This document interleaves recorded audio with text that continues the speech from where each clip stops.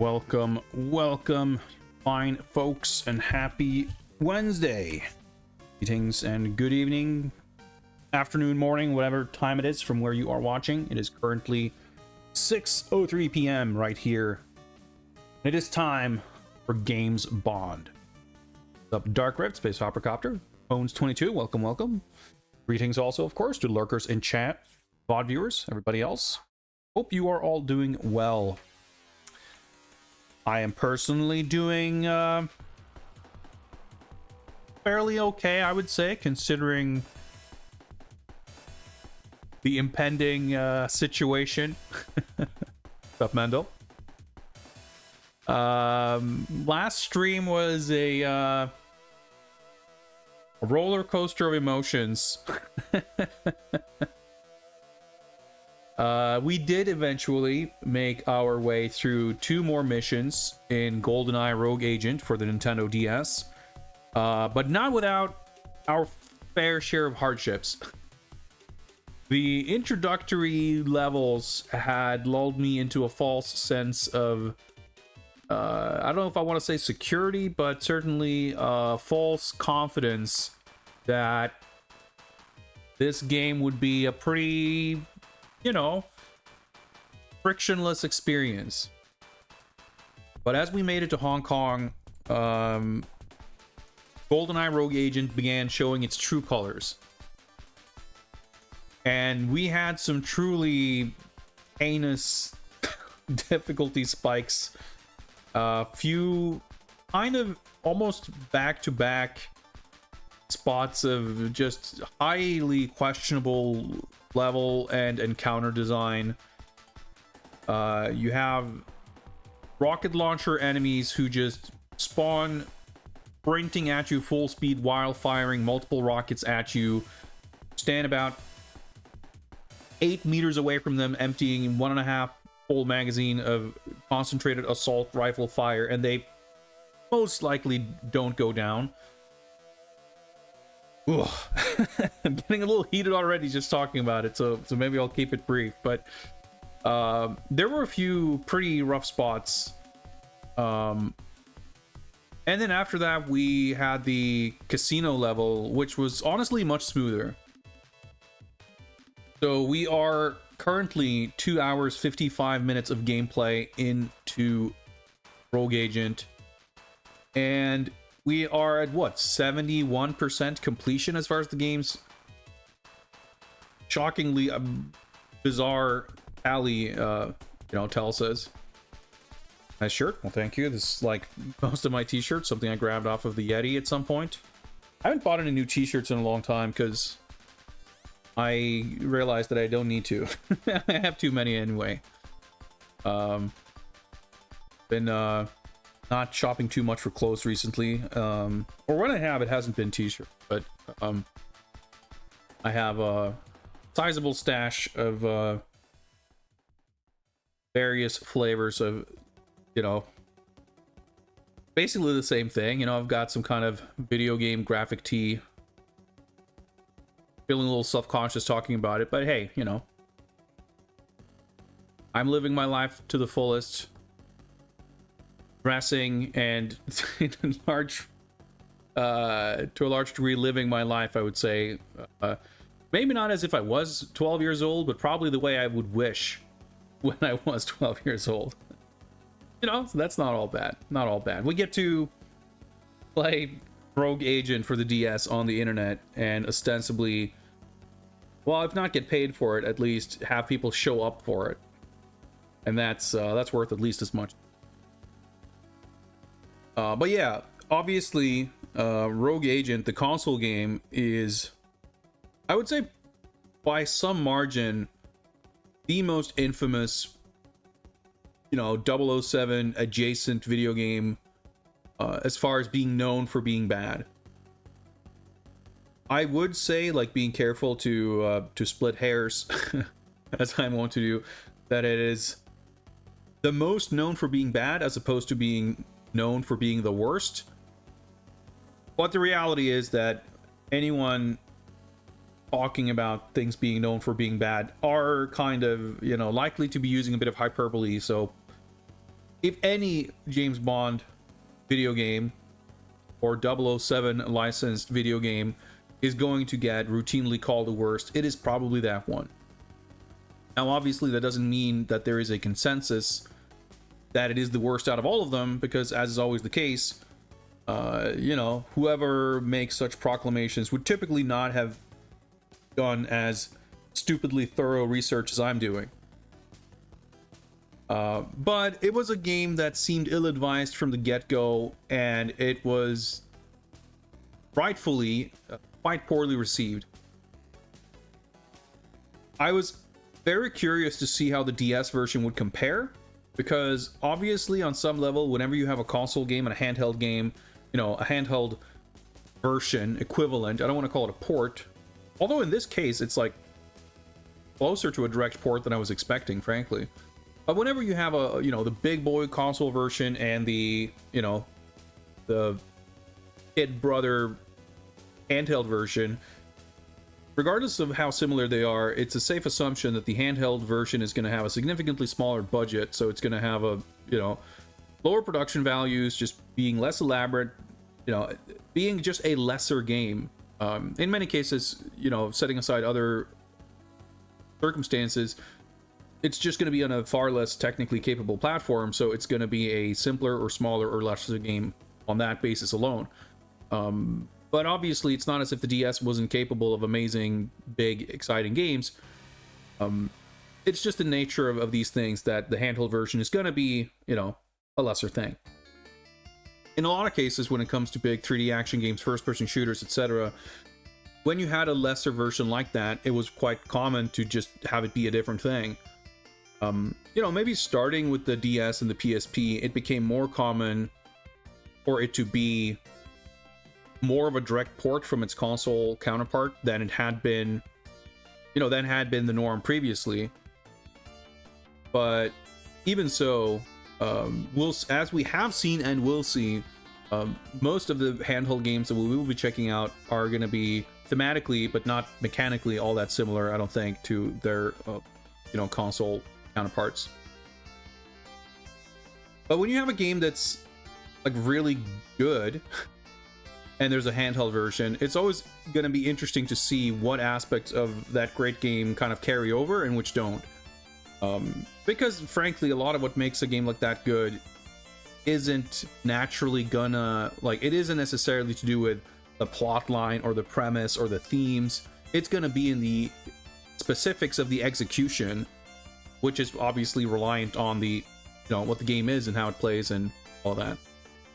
So, you know, we had the infamous GBC World's Not Enough, we had GBA Nightfire, we had GBA Everything or Nothing, which all kind of run the gamut. None of them are great, but some have more going for them than others.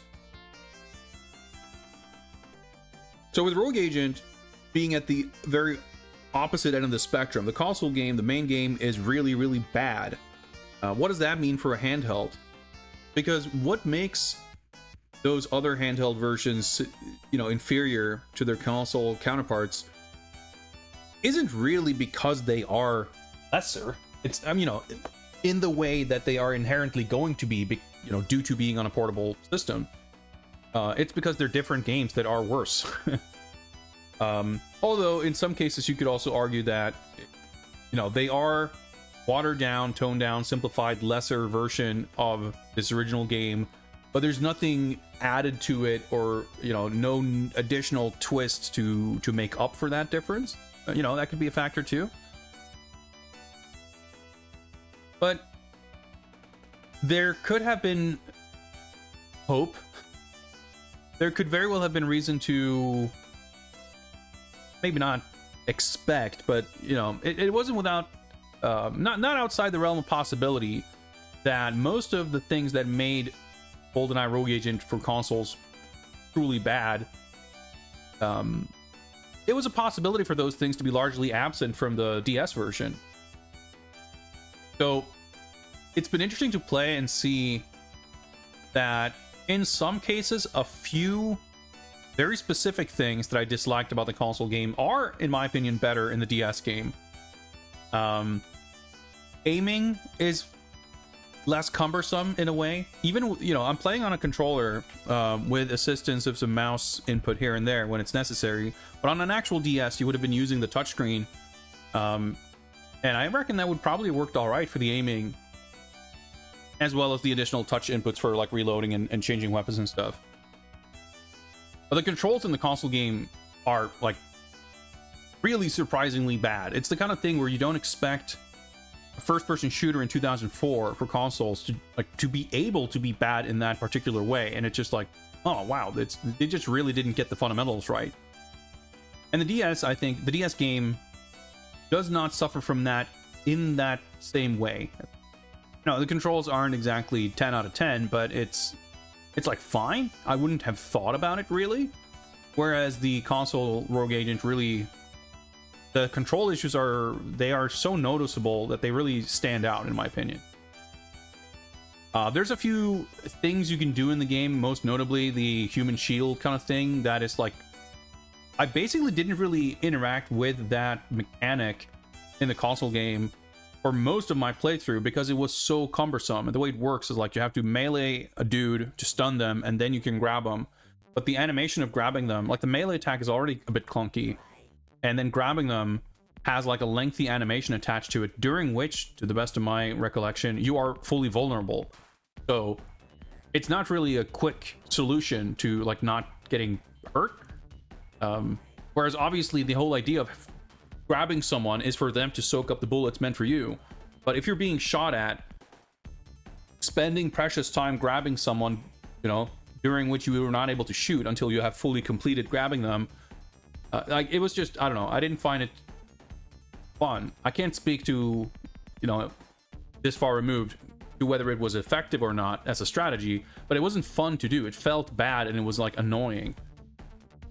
Conversely, in the DS game, melee attacking is still awkward and weird because it's easy to like, the context sensitive button press to do a melee attack works surprisingly well. However, you can still easily like it's context sensitive in that you have to be like, when you are in melee range, your shoot button becomes a melee button, and I think that works well. However, it does not fully take into account your aim. So you can be close enough to an enemy, but if they're like off to the side, you'll just whiff your melee attack and the animation is a little bit slow, and that's annoying. But it's a skill issue, whatever, you know. But once you do stun them, grabbing them is instant. So that's actually really like useful. It makes that mechanic about 50 times less annoying and cumbersome to engage with. So I think that's a significant improvement. Like it straight up, it makes that whole idea feel better. I would say the other notable difference that I would say is to the DS game's favor, albeit in a very backhanded complimentary kind of way, is that the levels are shorter. I was surprised, and I have been continually surprised, and I guess in a way impressed at how well the levels in the DS game represent the levels from the console game. Now, GoldenEye Rogue Agent has in a lot of ways some of the most forgettable levels I have ever experienced in a first-person shooter. It's a sequence of gray hallways set in various different locales that you're not going to see much of. Yet, as we've been playing through the DS game, like more or less constantly, we're in a room, or there's a layout of rooftops, or there's some kind of, hesitant to use the word set piece, but like some kind of scene, and I can see like, oh yeah, this is that part. Like I recognize this this layout.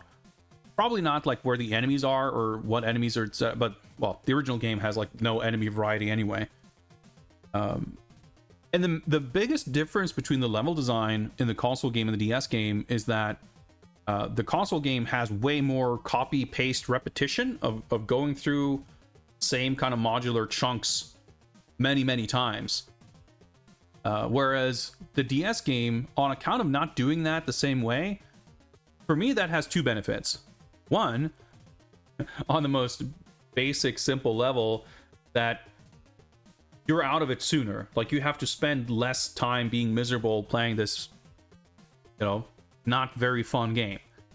But I also think that it's like a little bit of a cop-out to compliment it on that specifically. I mean, you could say that it improves the pacing and everything. So, you know, it's not without merit. But I think the other thing is that, like, it makes the sequence of going through the level feel less meandering. It feels, you get a sense of progression and a sense of momentum that you simply do not get in the console game, because as soon as you make it out of one gray hallway, turn a corner, and you're faced with basically the exact same thing you just passed. Like, every recognizable, identifiable level design element, whether it's like, you know, a particular hallway or a boardroom or a construction site or a rooftop or whatever it is, like, just about any and everything you come across will be repeated anywhere from like 2 to 8 times throughout the level.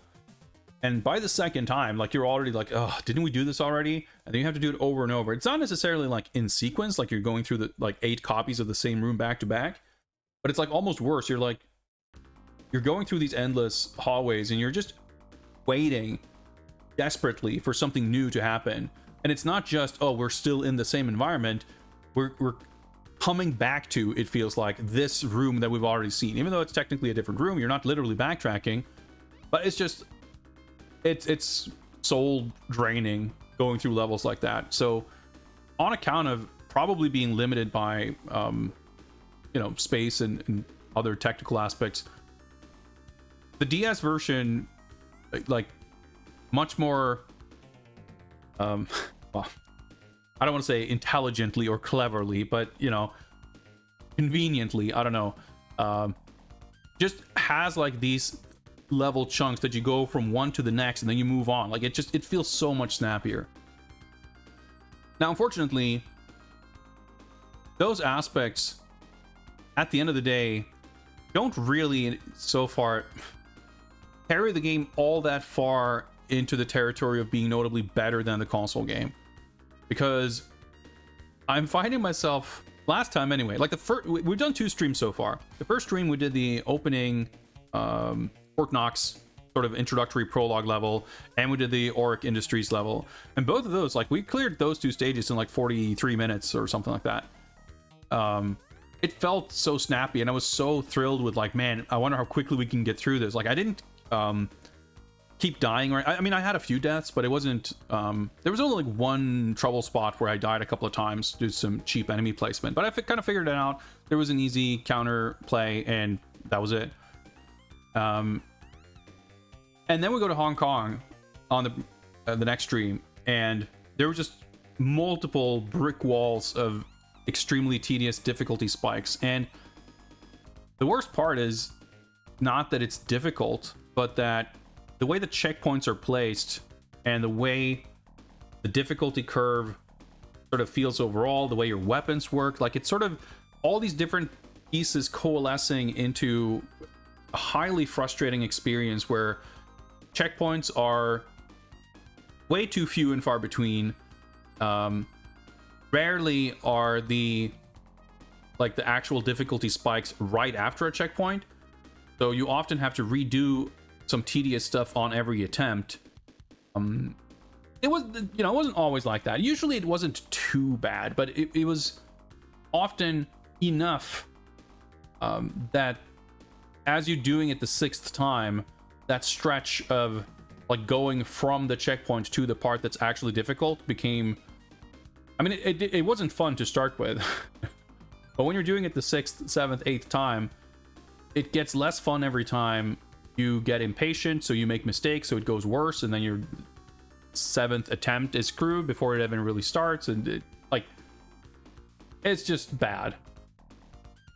And I think in terms of how the levels are designed, in terms of how the encounters are designed, and most specifically how the checkpoints are placed and how they work, I don't think the console game is actually all that different, but I think we were probably pretty lucky in that we didn't really have many of those really bad spots. I vaguely recall when we were playing the Hoover Dam level, which thankfully is not present in the DS game.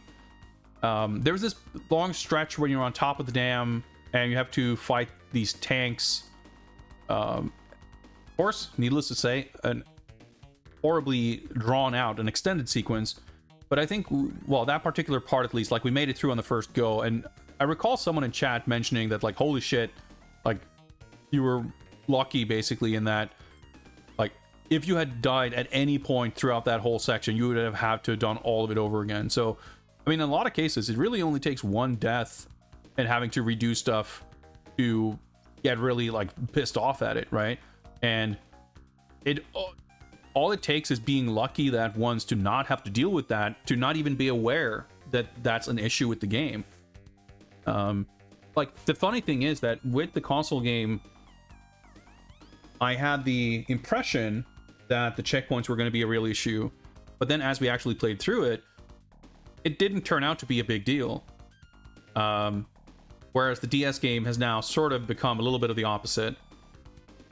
But having said that, like I said, the Hong Kong stage had some gnarly bits, and that took like an hour, 15 minutes or something to get through. And then after that, the following stage took like 40-45 minutes. So it's hopefully, you know, hopefully things keep going vaguely smoother. We were also able to unlock the shield ability.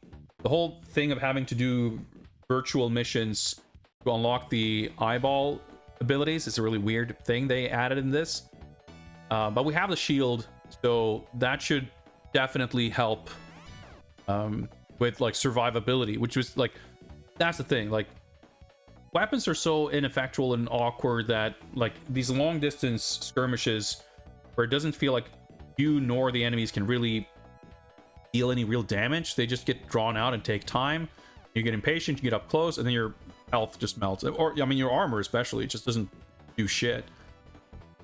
You know, it's very common that you load up in armor, you go around a corner, and there's an enemy standing there who just, like, the instant you walk into their range and their field of view, they just shoot, and whoop, there's like 70% of your armor in one go. Game's pretty stupid. But the gunships that we had to fight on Hong Kong, surprisingly frail. They weren't too bad. I mean, they were part of and responsible for some of those very frustrating deaths, for sure. But they weren't nearly as bad as they... Like, if you're equipped with just a P90, like, you can take them down. Like, it wasn't that big of a deal. And because we didn't go to the Hoover Dam, we didn't have to deal with the tanks. There might be some other stuff in the Crab Key level, which is the one we're playing next.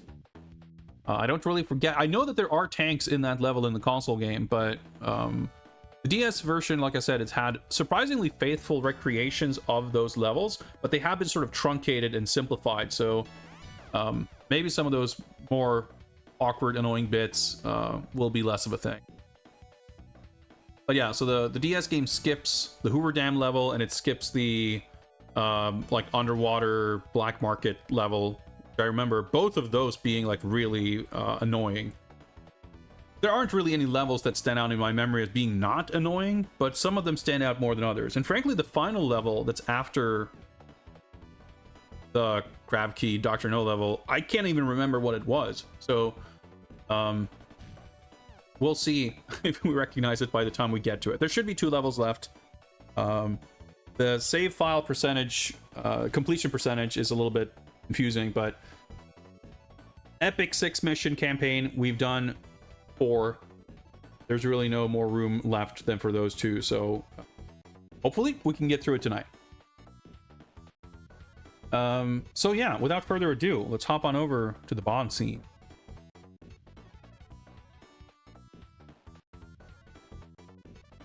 Should of course also check in with a Q branch. Let everyone know Q branch research funding initiative is underway. This is the means by which we will eventually be able to unlock and add additional games to the list of games being played for Games Bond. Number of secret missions being added, games that did not make the cut to the original game list for a variety of reasons, such as let's see if I can find this. Not being a video game. The next one will be Scenic, the DVD game 007 edition, which is a DVD-based trivia game focusing on films in general. That's like the whole concept, but this is a special 007 edition, all Bond all the time. And if we achieve the Q branch funding, I shall procure a copy of this game and we shall figure out a way to play it. That'll be exciting. I'm looking forward to that. By the way it works, in case you are unfamiliar, is that all contributions to the channel in the form of bits, subs, donations, merch, purchases, and the like will contribute to this fund, where 1 bit equals 1 Q credit. More or less, $1 equals 100, something like that. And if we can reach 1,000 bits or equivalent over the course of tonight's stream, that means we have completed a daily objective. And once we have completed 10 daily objectives, we have achieved funding. So currently we are at 0 Q credits for today's stream, as of now. We have 1 completed objective in the baggage. So if you would like to see this happening, be aware, feel free to part with your hard-earned cash. But whether or not this will be running only when I'm streaming, granted, but even if we're doing non-Bond streams, it's like it would be harder for me to not have it active. But basically, during whatever streams, all contributions will be added to the Q Branch Research Funding Initiative. If you want to see the status, you can just type !Q in chat, and you will get a little pop-up on screen if I'm on the Bond scene, and we'll also get a little message in chat that tells you what the current status is. So with that out of the way, mission number 33, GoldenEye Rogue Agent for the Nintendo DS is our current mission. So let me fade out these jams, and didn't watch the previous streams, hold on to something, because we're about to go to jam country, that's for sure. So let's see if we can get this started. Whoa, my camera is freaking out.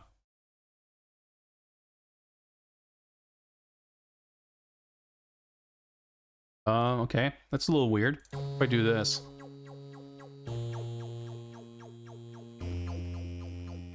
Okay, I think the camera's a little more. Let me just fix the settings here, which of course reset that. Better. Fucking webcams, man. They're the worst. I'll look forward to when I can afford / be bothered to replace my webcam with a proper camera. Yeah, the music. Oh boy. We're not even getting to the good part yet.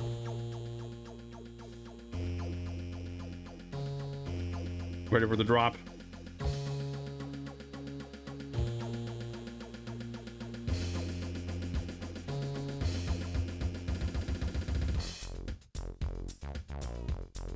That shit cracks me up every time.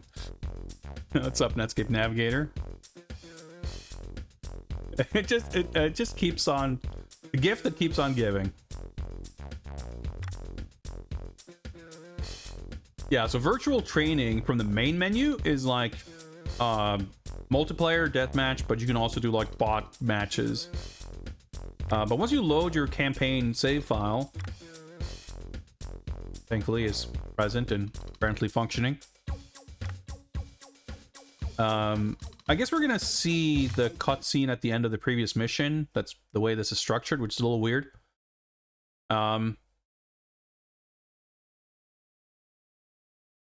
We get a menu where we can do other kinds of virtual missions, which is apparently how you unlock the other eyeball powers. Am I gonna bother with any of the other eye powers? Not if I don't have to. We have the shield which is, you know, the good power. So the two that we are missing are the telekinesis and the hacking.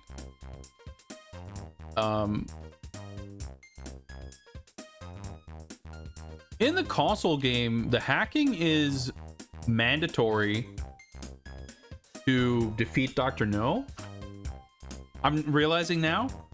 But surely it cannot be mandatory in this game. Like, even in the beginning of the Crab Key level, there's this bridge where the panel on the other side, where in the console game you hack the panel from a distance to lower the bridge, but in this version you could just shoot it with a gun. So maybe we can hope that that's gonna work. Like, it would be preposterous for the game to make the eyeball powers optional, you know, unlocking them through a different mode, yet require them. Like, surely the game would have let us get to Dr. No and do the boss fight without having powers that we need to get through it. That seems insane. Even for a game like this, I cannot... I'm in this horrible spot now where I'm like, but what if? What if they do that? Like, unlocking the shield, we got a little bit lucky with it, but it took, you know, a few minutes. I guess we have to do the Scaramanga shootout to get the hacking. Maybe it's worth... Maybe it is worth giving it an attempt. We'll take a look at it, because yeah, Virtual Training 1. 3 is the one we completed. Where we had to shoot chain gun wielding Goldfinger clones, which I think unlocked 4. 5, I guess, is the one that's going to give us the telekinesis, probably. And 1 is where we're in, like, the Old West, and there's a bunch of Scaramangas who kills you in one shot. You might as well warm up a little bit here and get used to the controls, I guess. So I suppose the idea... Whoa. I suppose the idea is that we figure out where he is and mag rail him through walls so he doesn't get to snipe us, such as over there.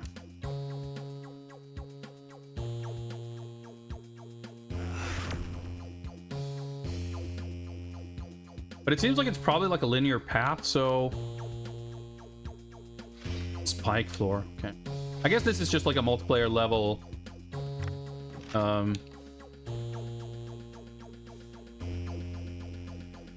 So there are traps and stuff which are just not going to be relevant here.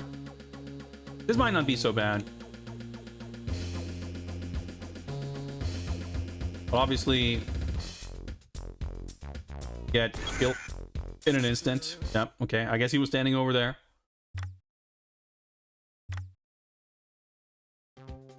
But I guess you just like learn the path. I don't know. We're not really going to need 2 mag rails. You have 2 minutes. Wait, what? Activate Gunslinger. Huh.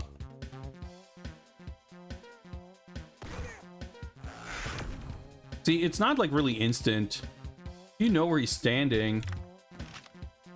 I guess the golden gun... Well, the golden gun's going to be instant. Relative... Like, the mag rail has this weird long startup.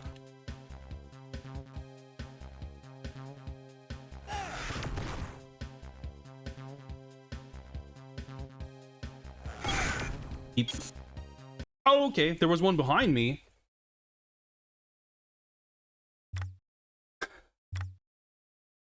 Where the hell did the other Scaramanga come from? Confusing. Oh yeah, there's auto aim. They enabled auto aim. I forgot about that.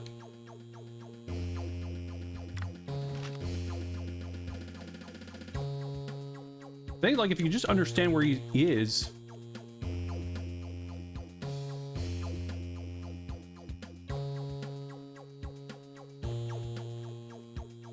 should be kind of okay.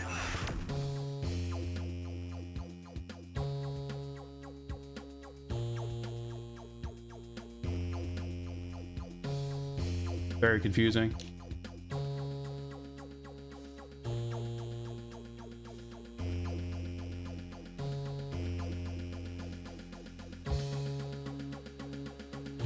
Big Tommy gun, traps.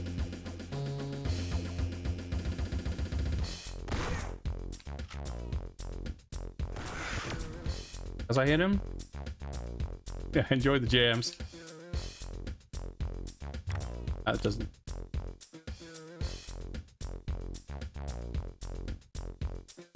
I think this is where I started. Ah, that leads up here. Probably gonna like time out. Whoa! Just instant. Wait, what? I guess this is meant to be Scaramouche's fun house. Oh my god! Try it again. So funny that he's like, he is sort of targeting me, but not while looking at me.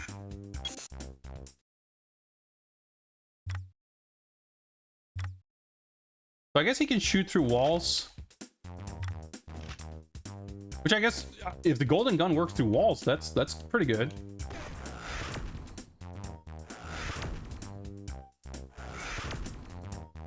I don't have a lot of ammo now, though.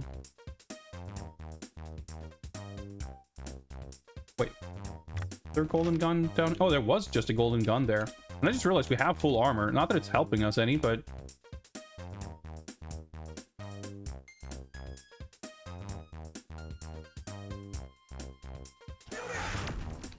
Now if he was standing there...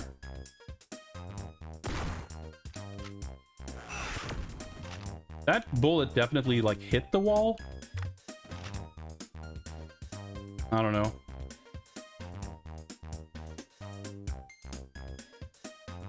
Or to the right.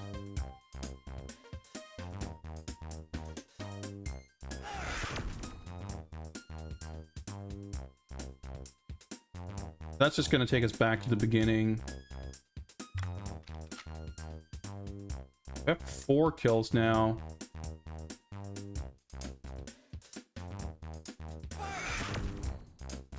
Five. Okay, there we go. I figured there might be something like 5. All right, I just realized I forgot the timer. Let me update that. That was probably...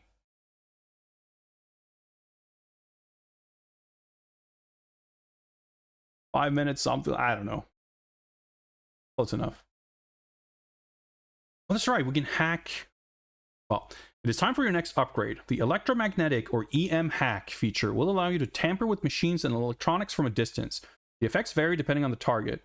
Burst from the hack upgrade can cause an enemy's weapon to malfunction. It's also an effective means of manipulating and reprogramming electronic equipment via remote control. Yes, I would like to say. Yeah, who knows? I don't think that's necessarily going to come into play, but if it does, I think we'll be glad that we spend these 5-10 minutes.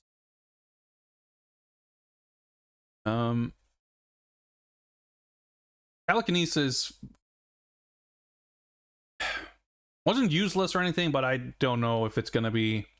You know what? Fuck it. We're not going to come back here after we do the other level, so we can at least see what it is.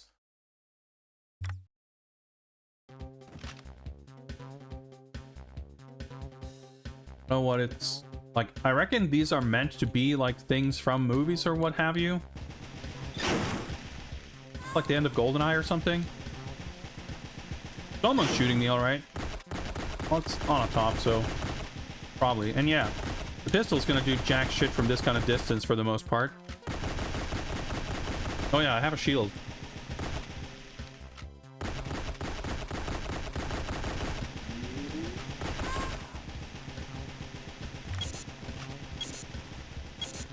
Oh my god. Multiples of her. Alright, we're not gonna bother with this shit.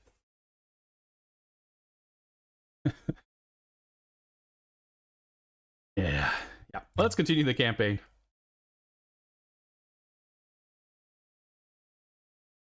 We're under a little bit of time pressure here to try to finish this tonight, so the hacking stuff I think was probably worth doing. Like in worst case, we didn't waste that much time, but I cannot see the telekinesis being that useful, and the mission seemed way more annoying. Dr. No is aware we know his location, so I cannot deploy the Omen on Crab Key and risk making it a target. Instead, you must infiltrate the island and find your way to the central compound.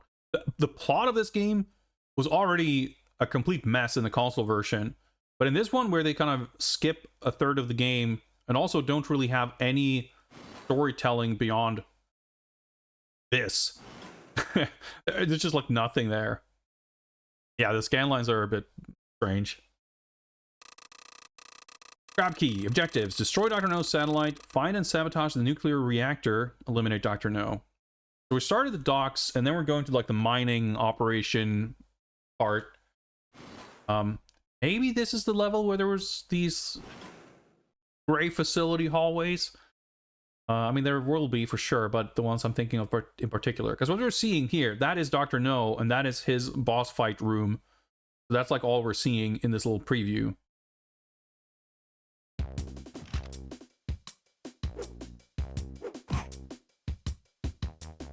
Should have probably picked up. Should I? A shotgun is not good. Well, pistols. Well, whatever. Oh yeah, so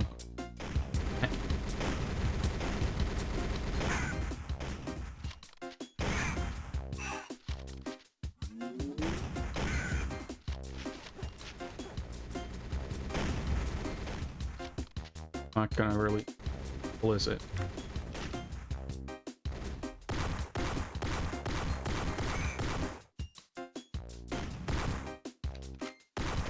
Armor seems to last pretty long.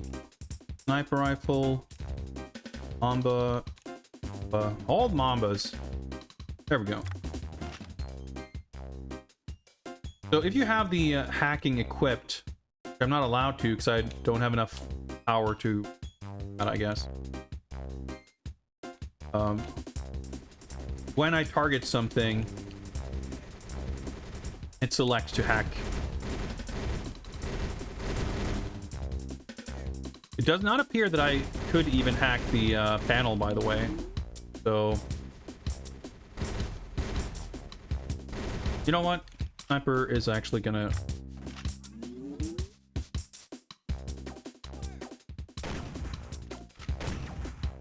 Oh yeah, there's still auto aim.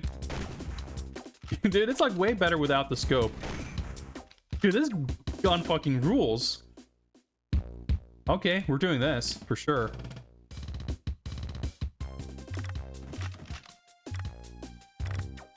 But let's see if we can... Oh no, I can hack it. Okay, the range was just a little awkward. Yeah, I hope you're enjoying these Caribbean jams. Quite auto aim. Whoa. That is a... Oh yeah, I don't know.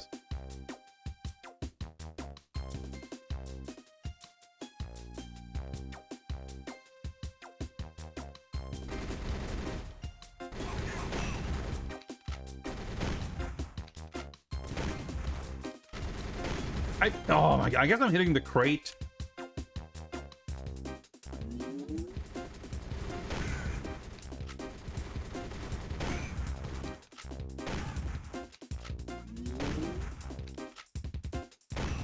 Like it was hitting something there. Realistic. No, got another longbow. 6 rounds, gonna take out hopefully 6 enemies.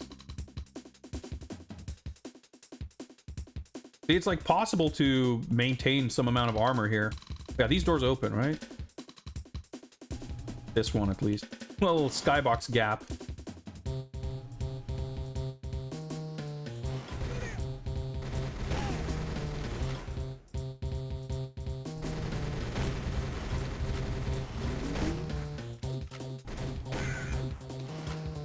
One round, I think, at that point.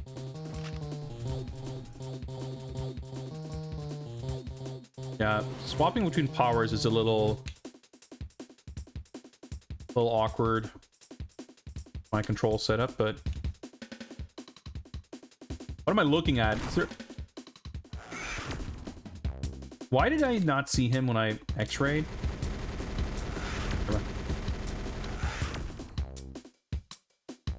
Yeah, just knowing that I can... Oh, I just realized something. I'm not sure how that works, but if I have the shield, I wonder if that will allow me to, like, regenerate while I'm being shot. Because, like, my actual health is not being affected.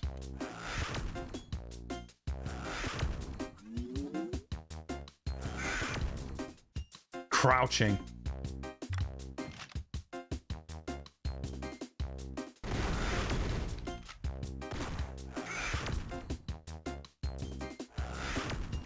Alright, I see his bald head sticking out there. Alright. Smooth. Out, though. And there's a checkpoint marker there, or objective thing.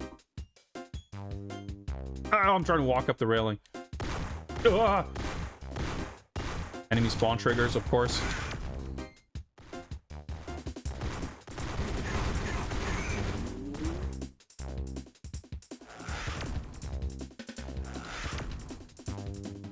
Not quite auto-aiming at that distance, but let's...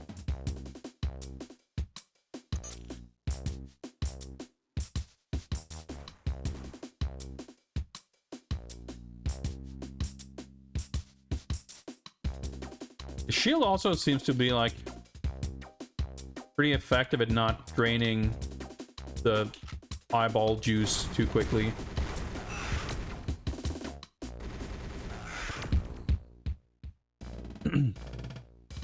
Why the ability to hold two guns? Is there a reason for that other than it looks cool and makes the game more fun? Would you argue that you need more reasons than that?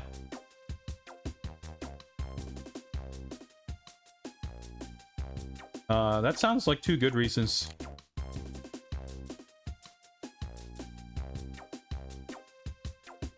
I mean, frankly, I don't think it necessarily amounts to all that much in the end. Like, I guess it's fine. It's not a bad thing. Noise. Ah! That's that noise, I see. Shield.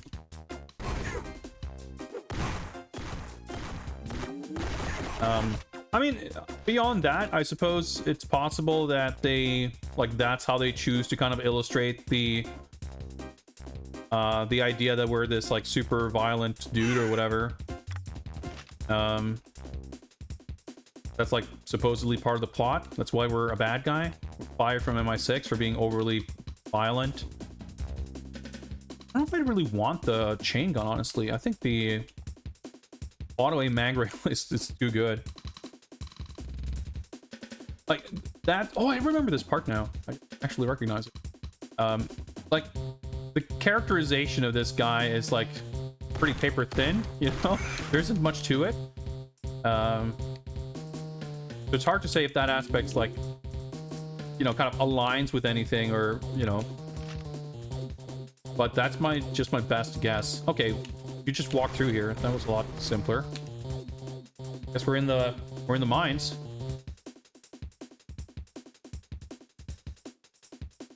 Got to at least one checkpoint. Pretty rapid progress here. Activate the shield.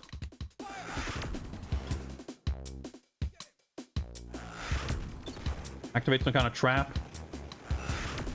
It's right where I'm standing.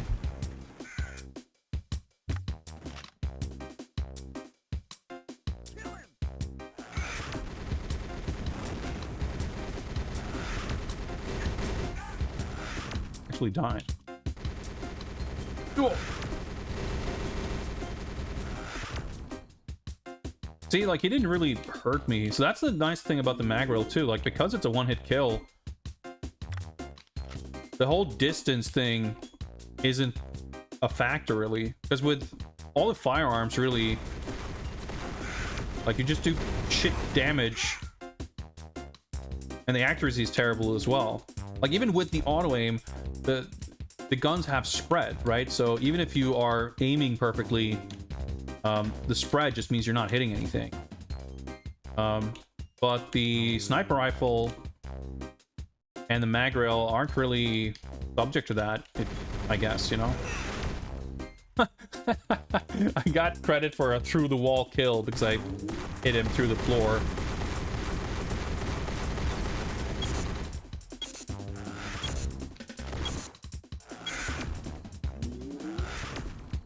Auto-aiming some. The crosshair's red. A little weird, but hey. Trap didn't seem super useful, but...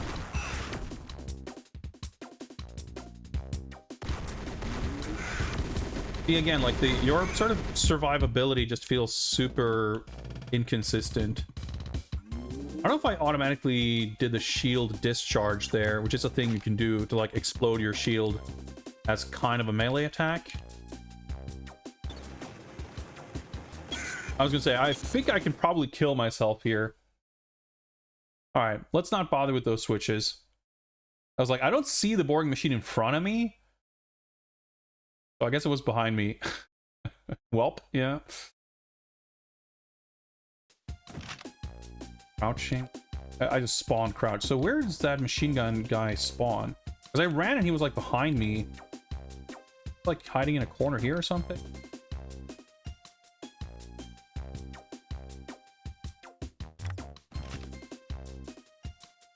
Probably just, yeah. No, he just spawns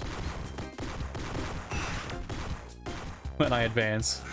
The monster, I can't even call them monster closets. The dude's just spawning out of nowhere when you turn a corner.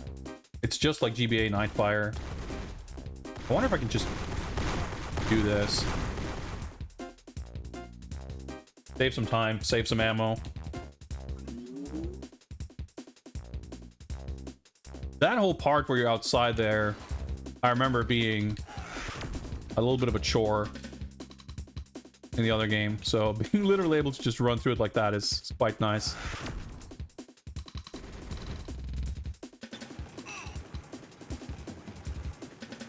Maintain a healthy distance there.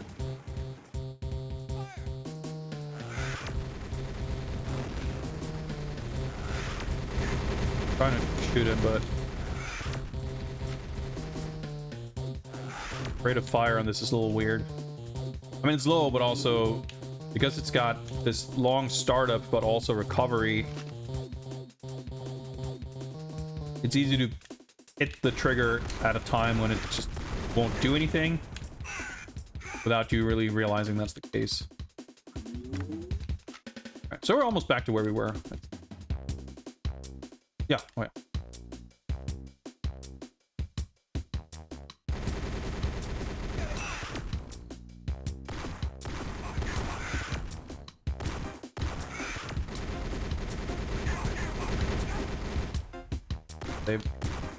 Oh.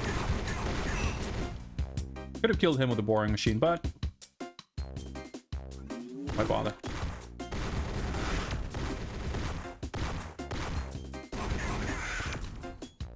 I'm quite needing to shoot him with both, but that's fine.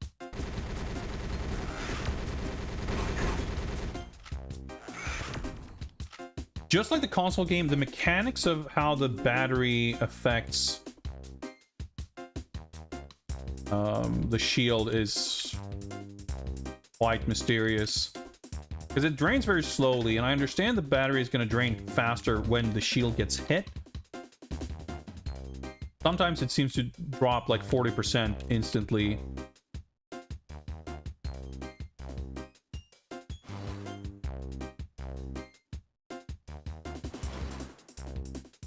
And the X-ray vision has like extremely limited range also.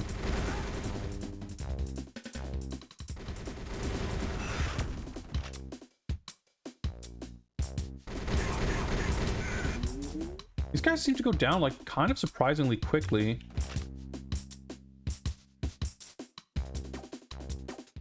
Another giant open space. It would have been nice to have the mag rail or a sniper rifle here, but So there's text on screen at some point. I guess it just said we made it to the mining complex. Making some pretty good progress here, I would say. Zip line.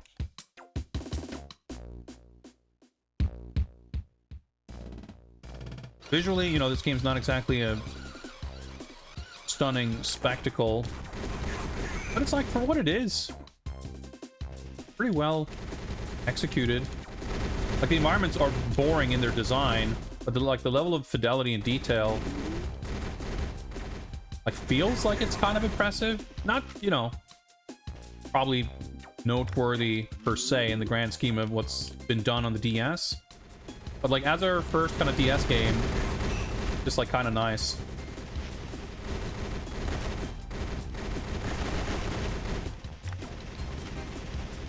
Oh, okay. I didn't realize we ran out.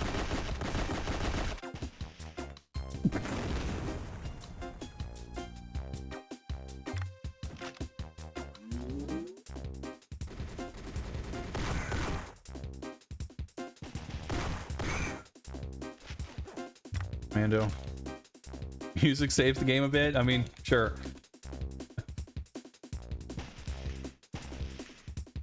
Can't hit shit. Well, hopefully these guys aren't going to hit me either. Where am I going? Up here? Okay. Oh, those guys are... They might chase after me, but if not, they're not going to catch up with me. Alright. Sound effects not too bad. Sure.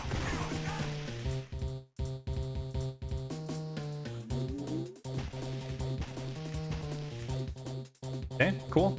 I didn't get a headshot reward though, so that didn't count as a headshot. But I reckon we go up here into that opening over there. Am I crouching? No. Just like, especially when you're in these vast open areas, I like the sort of atmospheric fog. The skybox being literally a flat color is a bit shit, but especially when you're in these like open areas, sense of scale and distance is a little weird, and it feels like you're moving in like complete slow motion. It makes you feel like you're crouching. Okay, there's a headshot.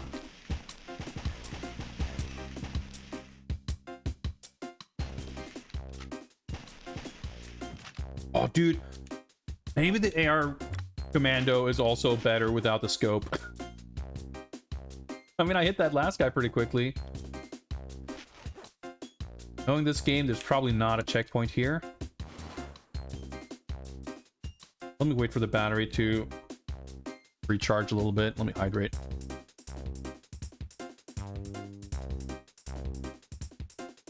Yeah, like the guns don't feel, you know, good in any particular noteworthy way.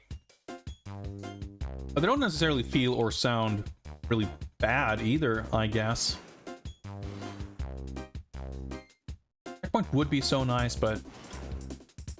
Okay, so we've actually got two of these, like, big mining pits. They're not the same, but it's a little bit of repetition-y.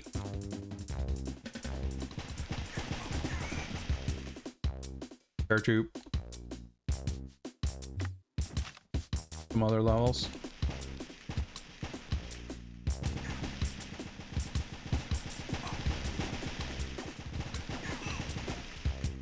Okay. Again, thanks to the shield, we didn't really take much damage.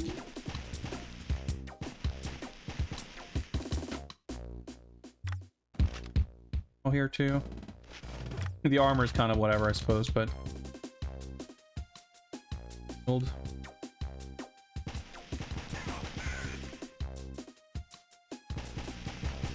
Spraying. What did he drop? That?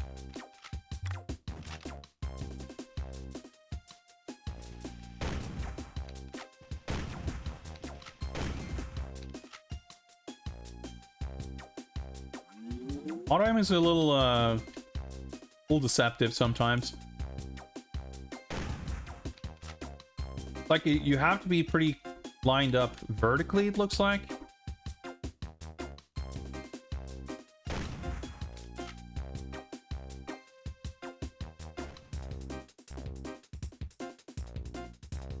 I don't know that I trust that I can shoot through that gap.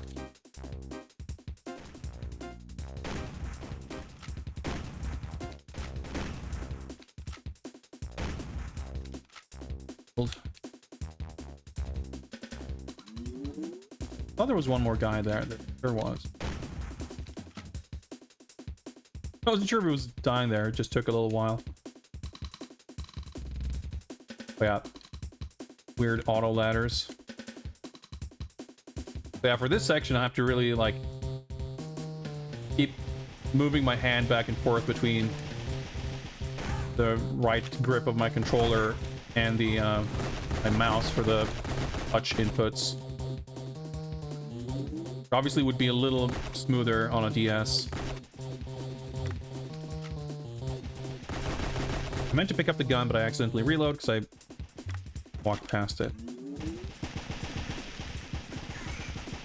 But yeah, being able to sort of swap back to like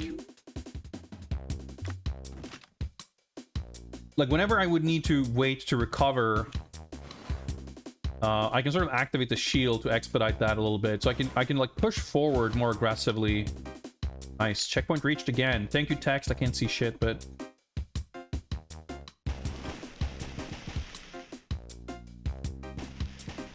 those looks like tanks down there.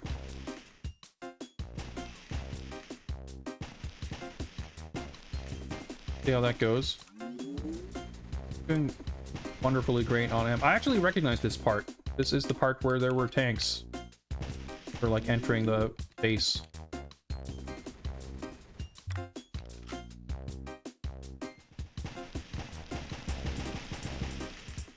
Heal up.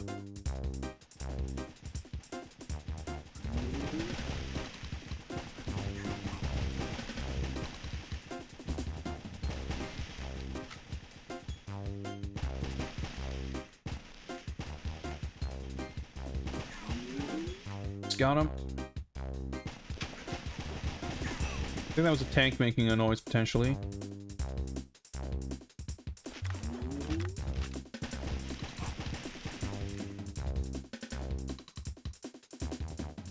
This.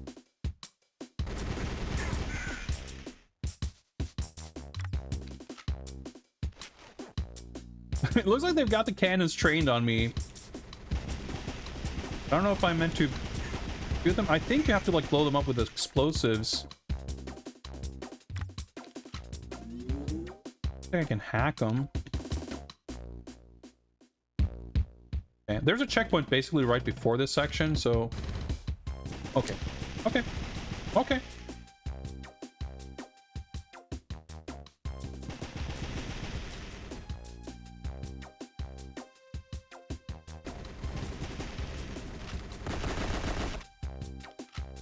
Grenade now, so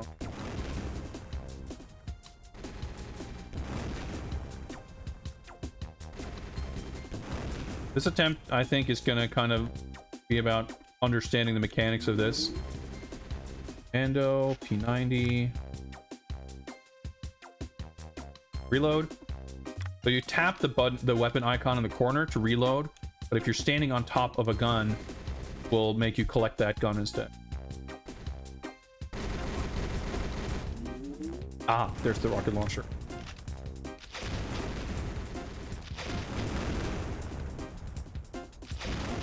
Of course.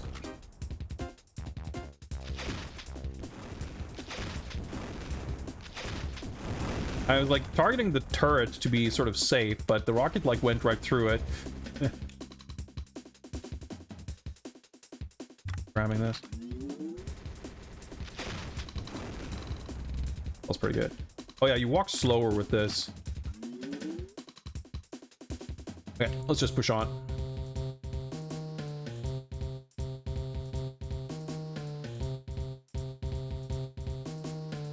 Slow. See, like, it seems like these are extremely obvious spots to put a checkpoint, but it's like a complete crapshoot whether there is one, and more often than not, there just isn't. But you can see like how rapidly we're actually changing locales visibly. Like all the different sort of, you know, biomes or tile sets or whatever you want to call them are kind of straight out of the console game. So you do have that amount of variety. Like, for all my complaints about the gray hallways, it's not quite literal. But it feels that way because you stay in the same area for so long. What's up, Grundle? DS Rogue Agent, yeah. Got the Caribbean rhythms. We played the Xbox version at the beginning of summer. Oh, okay. Wait, is this? Okay, now I thought this was like Dr. No's chamber. It's not, but I think we saw this in the intro part as well. And a mag rail here would be sick. Don't really have any ammo. I do have grenades for this, but I'm gonna sit here and charge for a little bit. Charge our eyeballs.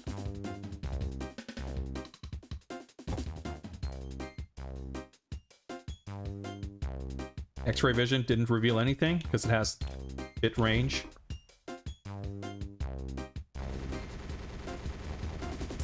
Yeah, there's a world domination globe in here.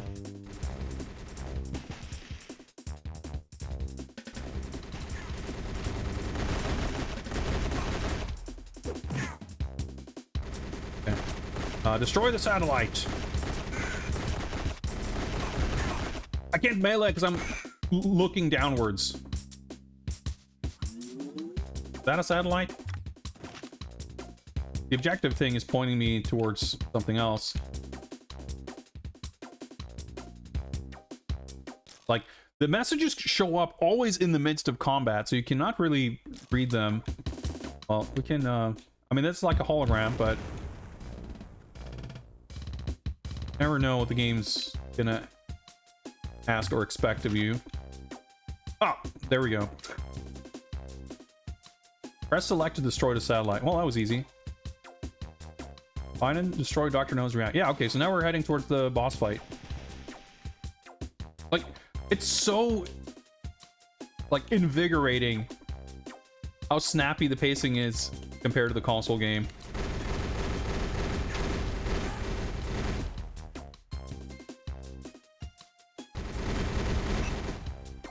Okay, headshot. Sure, why not? And yeah, having the shield is such a boon just for, like...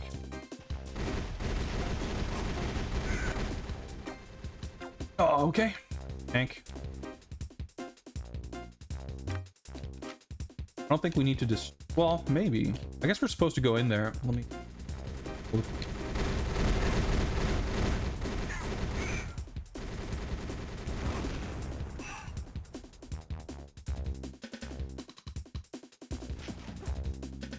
I don't know if I'm meant to go find a rocket launcher. Well, I guess I'm going this way.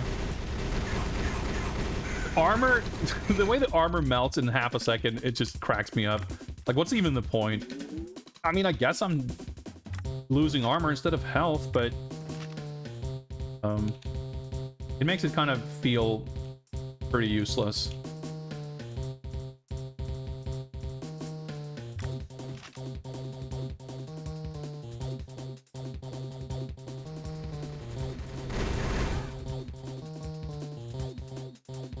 Yeah, I guess that tank was just like a little turret. Oh, that's Dr. No. Okay, we're here. We're at the end of the level.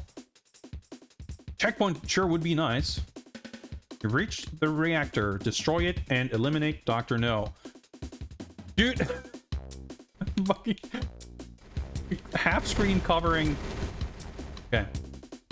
Do I hack something here is the question. Okay.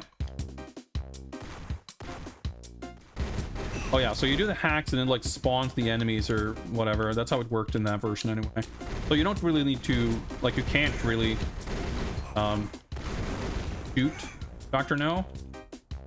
But because you need the hack ability, I don't know if you can just shoot these things. Like, I was gonna say probably not, like, but yeah, I guess you can because the power-ups are like optional in this.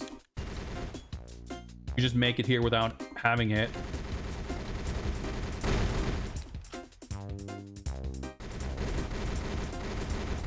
Like, quite funny. I'm getting stuck.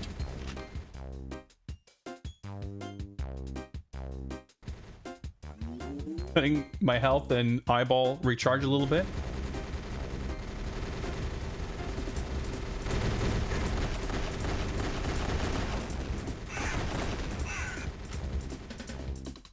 Yeah, you can like hide behind these corners. I think there's only like one panel left. Maybe two? Because I have to like hack all the panels around him.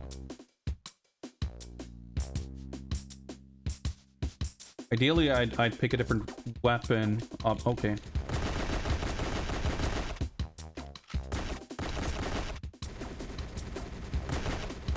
Hope it's not like a time thing, because it looks like there's another red panel on the left.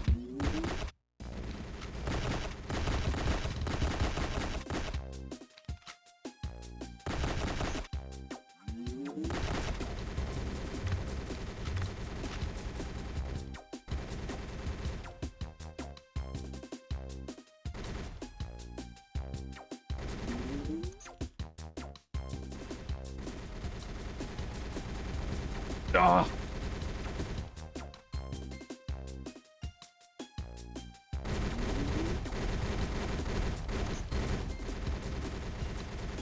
I think it's timed.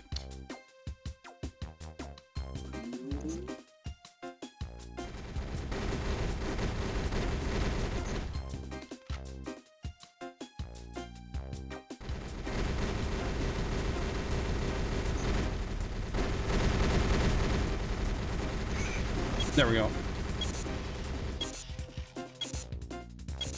Okay. One round, I might as well just do that. Something was shaking there. A little scared. I don't think there was a checkpoint before this boss fight.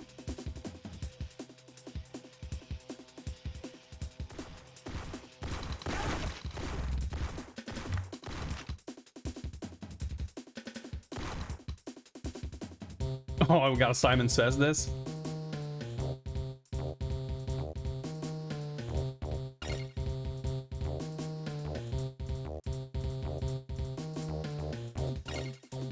It's actually kind of tense.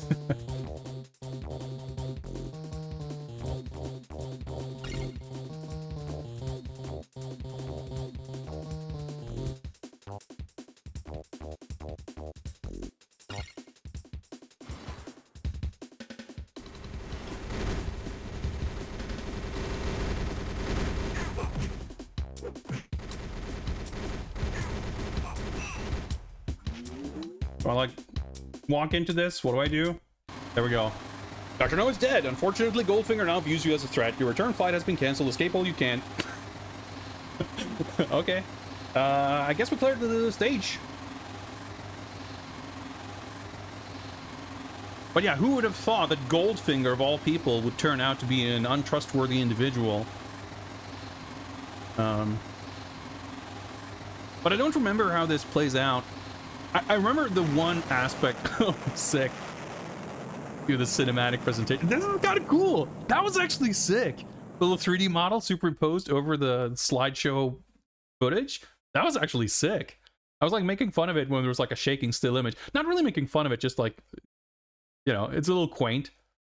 But that was actually well done in terms of like simulating a little FMV. Spectacle, yeah. Hell yeah. But dude, like that level was fine. Did we die on anything except when I drilled myself to death? I don't think so. The shield, I think, was a big boon, but even without it, like, it would have taken longer, but I don't think it would have been necessarily that much more difficult. Well, I say that, but I was very, very close to dying during that final boss. Knowing that it, like, the panels are timed, I could have probably done it a little better on a second attempt anyway. But yeah. But like, I mean, I wouldn't say that was a super short level, like, especially for a handheld game. You know, you don't get to save in the middle of it. You have to do the level in one go. But compared to the console game, Jesus Christ, like it's so, again, just the fact that you don't feel like you're repeating the same rooms over and over, like you're going from one locale to the other. Like as soon as you have the visual sort of setting introduced, you clear an area, you clear the room, you go through one hallway, and then it's like a new looking environment. Like, it's actually cool. Like, it's well, I mean, the environments are still boring looking, but it has a similar feeling of, I'm just mentioning this because we played it in recent memory, but the Sega Spider-Man arcade game, I was blown away by the like complete insanity roller coaster ride pacing of that game, where it's a beat 'em up game where it's like you beat 2 waves of enemies and then you go to a totally different environment. It's just like constantly shuffling you towards a totally different visual presentation, which even like for beat 'em up, even compared to beat 'em ups that have good variety, it's like you just it never feels like it's repeating a tile set. You're scrolling like half a screen and then you're going someplace else, which felt really cool.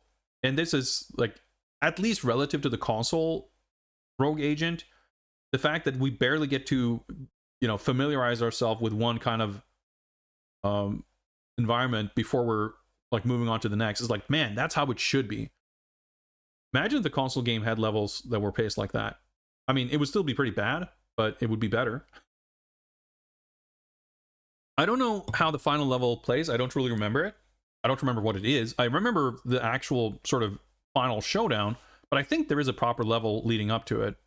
We'll see. But hopefully, well, maybe I remember something.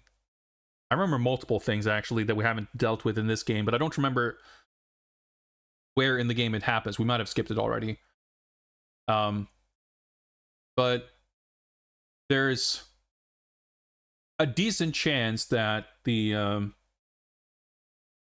like the Hong Kong level sort of stood out as the worst. But I think now that I think of it, I think we probably, like, well, I don't know if it's gonna be that way here, but I think it's probably, it must have been the final stage where you fight the enemies with the Omen guns. Like, that's the only thing that makes sense. That wouldn't have come earlier in the game. What's up, Mudu-sama? So that could be pretty bad, but we'll see.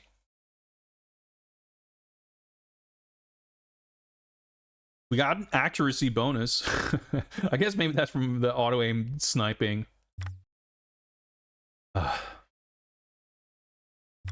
who gives a shit about this stuff? We have unlocked nothing. I would like to save my progress, yes. So I'm just curious to look at the... I will do that because we'll have to watch the level end cutscene, but I just want to see what the percentage says. 85, yeah. So we went from 71% to 85. That was 14%, and the 15% is in the next level.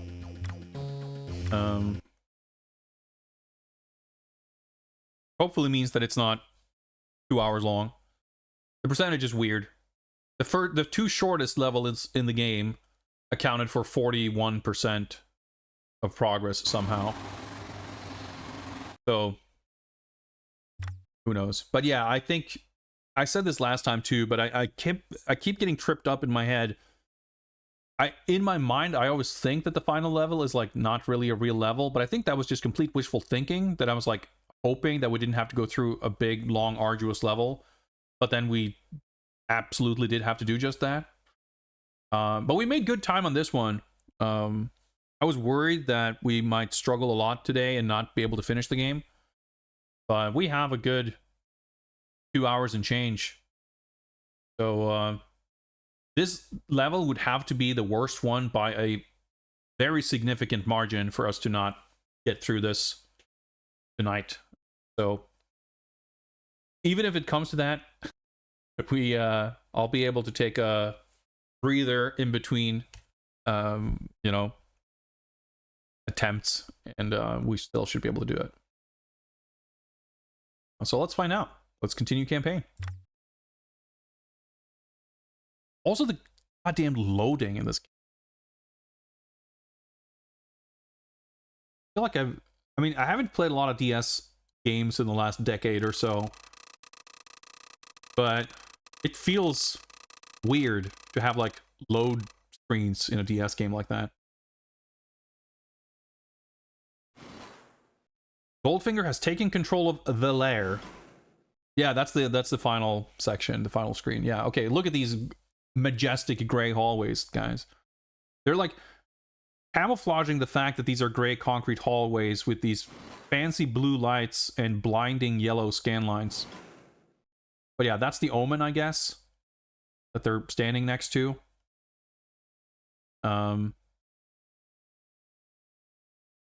Yeah, so Scaramanga in this game, for whatever reason, is Evil Q. So he's just a mega hacker, inventor, genius who invented our golden eyeball. And also can hack the Omen with the virus. Yeah, I guess the idea is we have to, like, get close to it so we can hack it. Looks like the henchman standing next to Goldfinger has a yellow gun of some kind. That's probably a new weapon. So that's probably the Mega Death Ray. What's up, Pepe Paco? Making your eyes surprisingly uncomfortable. It's pretty harsh, yeah. I have to imagine that it's maybe not so as bad on a real DS, but who's to say? Bad Game Hall of Fame. Greetings. We have a celebrity guest on stream. Boy howdy, if this level is even half as miserable as its console equivalent, you're in for a long time. Yeah, I played through the console game earlier this year, and yeah, I keep thinking that, like, maybe the last part is just, you know, just a quick little thing, but now that I'm remembering, like, oh yeah, no, it is the whole thing with the instant kill guns. You know, it might be the worst stage. Thankfully, in this game, the biggest difference between the console game and this, it's like surprisingly faithful. But the biggest difference, aside from lacking 2 or 3 stages altogether, which is welcome, there's less game to put up with, the stages are much, much shorter, or they feel a lot shorter. They don't have the same, like, repeated copy-paste rooms that you go through like 8 times. You're just kind of doing it once. So it's, I mean, you can see on my playtime, we're at the final stage in less than 4 hours. Actually, let me consult my spreadsheet. I don't remember offhand. Well, I'll have the only the final time, but yeah, 10 hours 32 minutes to complete the full game. That's probably, you know, 1 to 2 hours per level. And here it's been more like the longest level took an hour and change, but otherwise it's been like 30-40 minutes per level or so. So the levels are like, well, I guess they're about half as long maybe, but there's also fewer of them. So hopefully, I mean, I'm not exactly looking forward to this, but it shouldn't be as bad. But the other thing is, there's also, like, the enemies, the weapons, like, not everything is exactly the same. So there's a chance that the stuff that's been, the particular stuff, the particular sections that were really troublesome. I mean, I'm being optimistic here, but they might not be as bad. They could be worse. We'll see. Infiltrate the lair, find Scaramanga, retrieve the code for the virus. Whatever, we're gonna follow the green arrow. That's the main objective.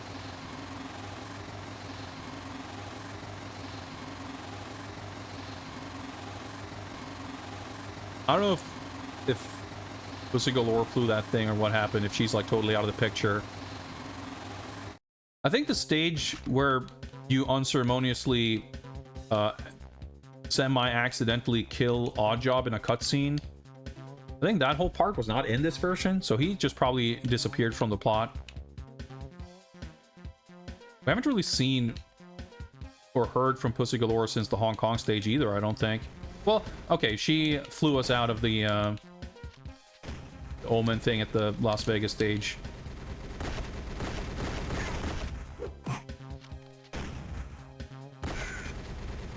Yeah.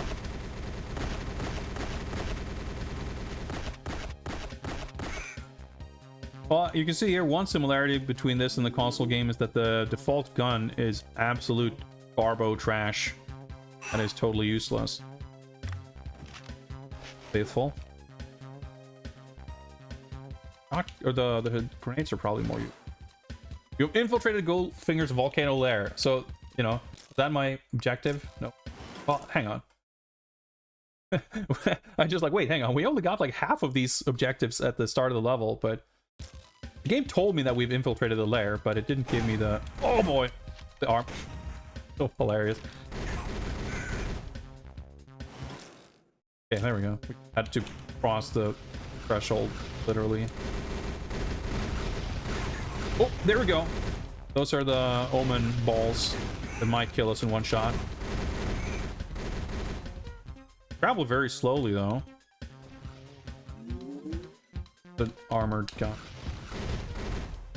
Probably try to...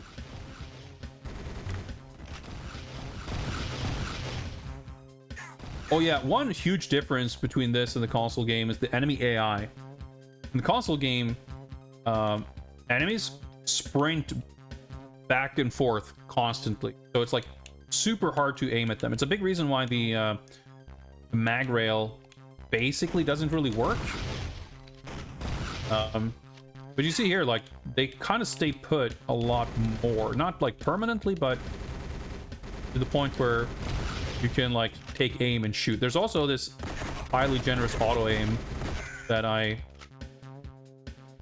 started using after, at some point during stage 3, I guess. It was during the Hong Kong stage where things started getting a little too obnoxious, and it's been kind of a godsend.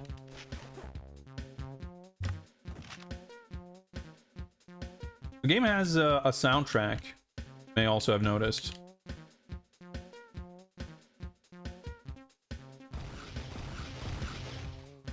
Sounds like probably guns. All the balls flying there, but I didn't see where they were. Oh, okay. Sometimes the camera just has a mind of its own.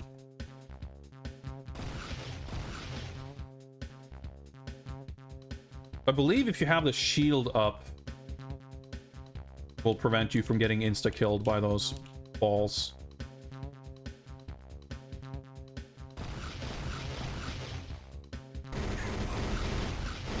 See, sometimes they run to the side like that, but in the console game, it's essentially... They basically never stop. We're gonna...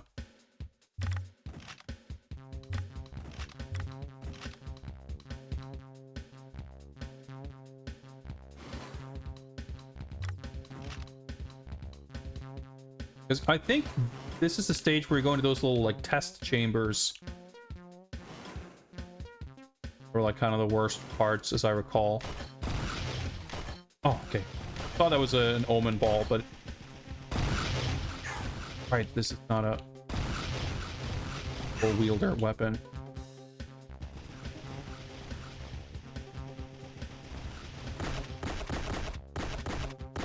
This is pretty bad right now.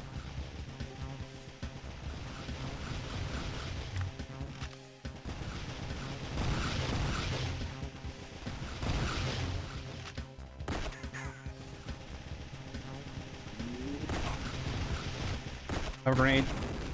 Those.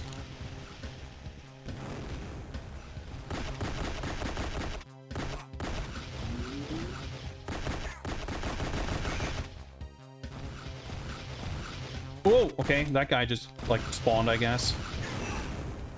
I don't know what flung the grenade up into the ceiling, but I think we're okay. Whew.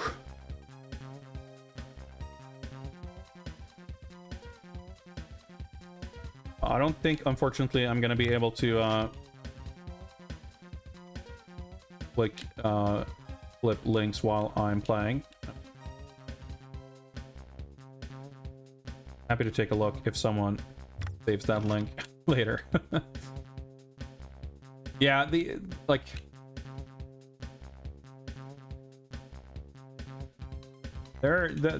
this game is a lot. Ironically, considering it's also a game that has like very little going on. I don't know, it's a stockpile more than this. Oh yeah, even in this version, we see the Spectre logo. Despite Spectre never being, well, very faintly, but despite Spectre never being mentioned by name. But that's probably like a rights thing. I do believe that Spectre... Okay, we're activating this. Like that there was a whole thing with that.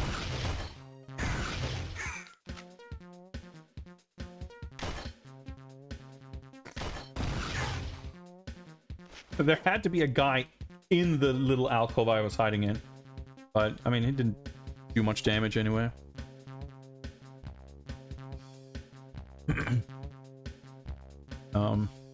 Oh, you clipped it from... I see, okay. I thought you were linking something totally different. No, but I'll, yeah, thank you very much for that.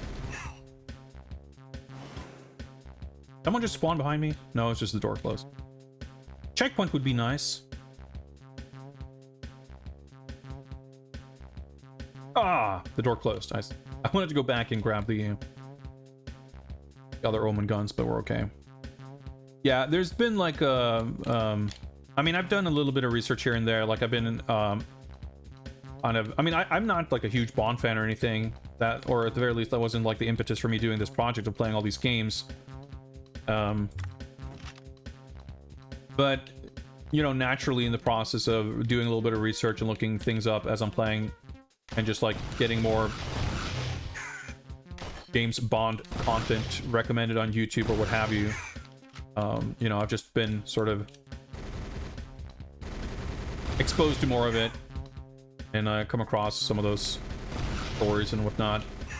And although it's been like different things, legal disputes of some kind or another is like a fairly recurring thing of James Bond. It's like, grab this for, try to replace this with... Oh, well, there's another.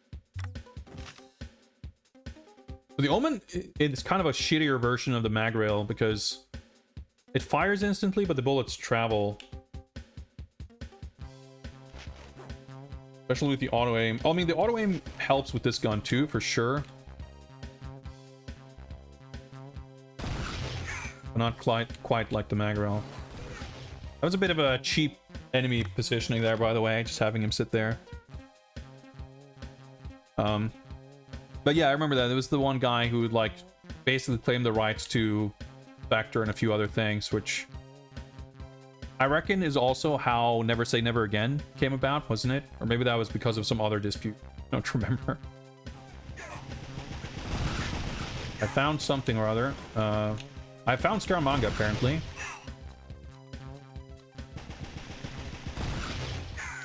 Stuck on a corner, but... Oh my god! Well, that's how it goes. Now, this is annoying because I'm probably going to have to redo quite a bit. I don't recall seeing a checkpoint happening at any point. Nope. Stage from the very beginning. So, this is like kind of a frustrating thing here now because that felt like it was like pretty easy.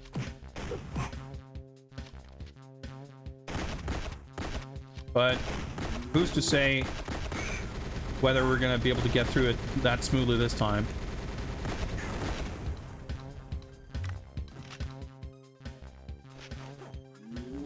We'll see. Yeah, the checkpoints... yeah. It's funny, I mentioned this before, so... are we in an elevator? I guess we are. Well, technically, I guess it's loading. That's why there's a delay there, but... I need to find my cursor there to activate the armor. So with the armor, you can survive the Omen gun. Or the shield. Okay. Casually grab him through the barrier. Fine by me.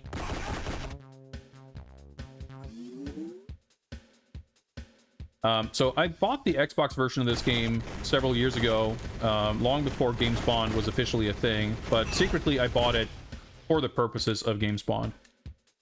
But I did play it briefly on stream just to kind of check it out. And just playing through the first level or two, I had like some pretty bad checkpoint type situation. Oh, I was gonna say, even with armor he dies in one hit. He did not. It's not. So I always had in the back of my mind that like whenever we do get to play GoldenEye Rogue Agent for James Bond, it's gonna be an absolute slog. Which, I mean, that was accurate. But specifically due to the whole like terrible checkpoints. But then for the most part that wasn't like, I mean, there was many things that made it a bad, annoying experience, but that wasn't particularly one of them, really. But it has become more of a thing in this game.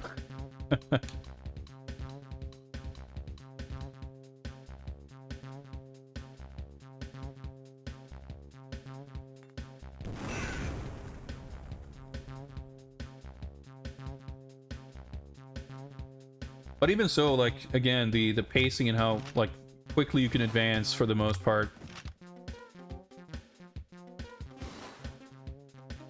like, I am finding this game, I think, you know, on average less annoying to deal with. Oh, that's fine.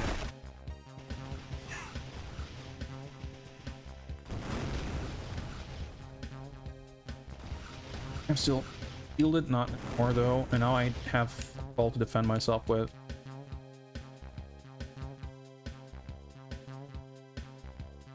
Because I have to, I'm using an emulator, so I have to use my mouse cursor here to click things. Thankfully, there's a control scheme where I can use the face buttons to aim. But you still have to use mandatory touch inputs to pick up or drop weapons, to reload, and to use your abilities. Make a run for it.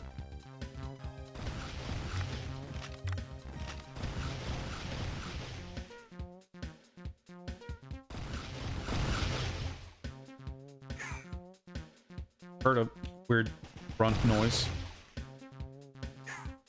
Those are so insanely slow. We're not quite caught up to where we died, but we're not too far off, I don't think.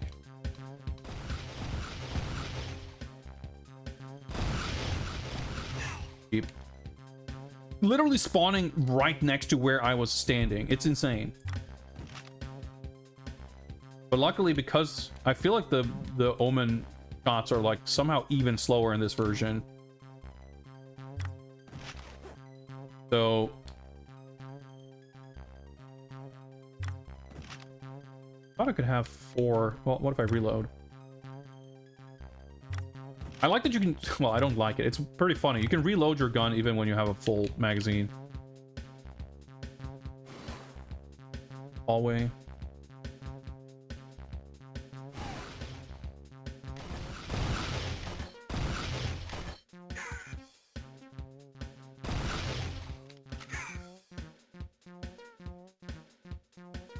I'm gonna drop this. I need to drop this inside here.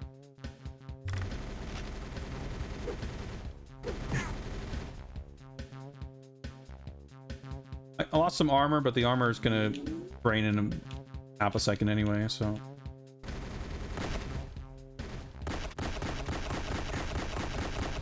I'm gonna see if I could basically keep my one.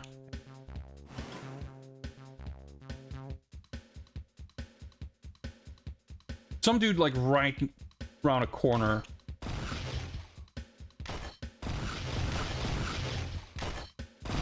First.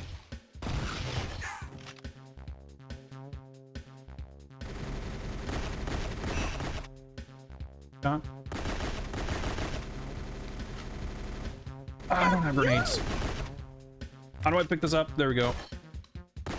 Oh yeah, so the venom thing just stuns them. I don't know if it does any damage. Not a lot.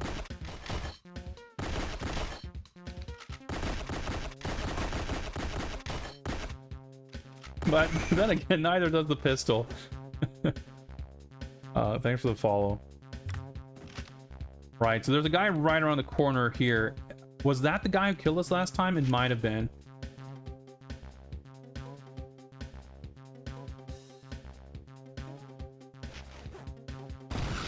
No, I think I got that guy because we got to this. Yeah, we got to this room.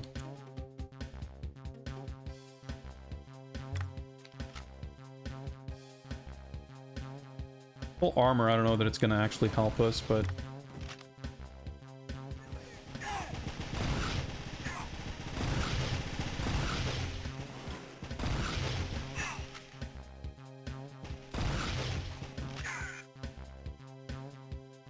Alright, I don't have grenades. This is not good. Well, if I could shield...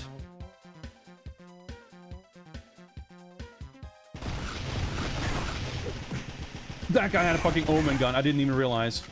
Holy shit. How did I survive that? Didn't he fire that right at me at point blank range? I think that's the guy who actually killed me last time.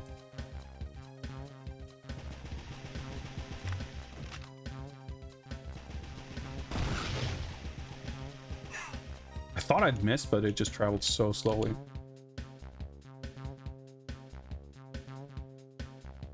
Like, it's really scary to just, like, even move in an open space like this, because you never know when someone's gonna spawn. Oh, that's Scaramanga. Okay. Fire's code has been retrieved. Find the Omen. Okay.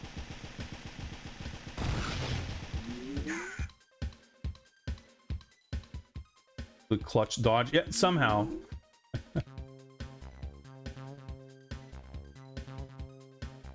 Checkpoint, for the love of God. Dude, the fucking door noise jump scares. Anytime I hear the door, I'm like expecting to have something explode me from behind and kill me instantly.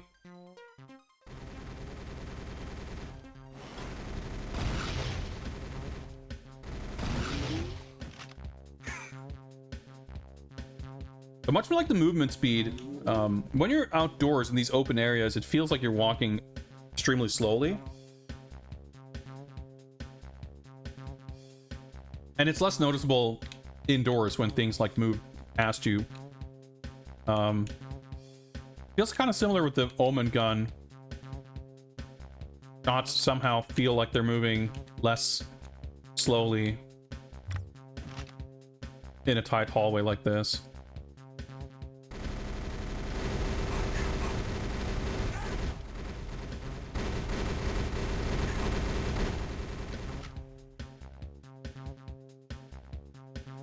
They're gonna probably stay pretty set there.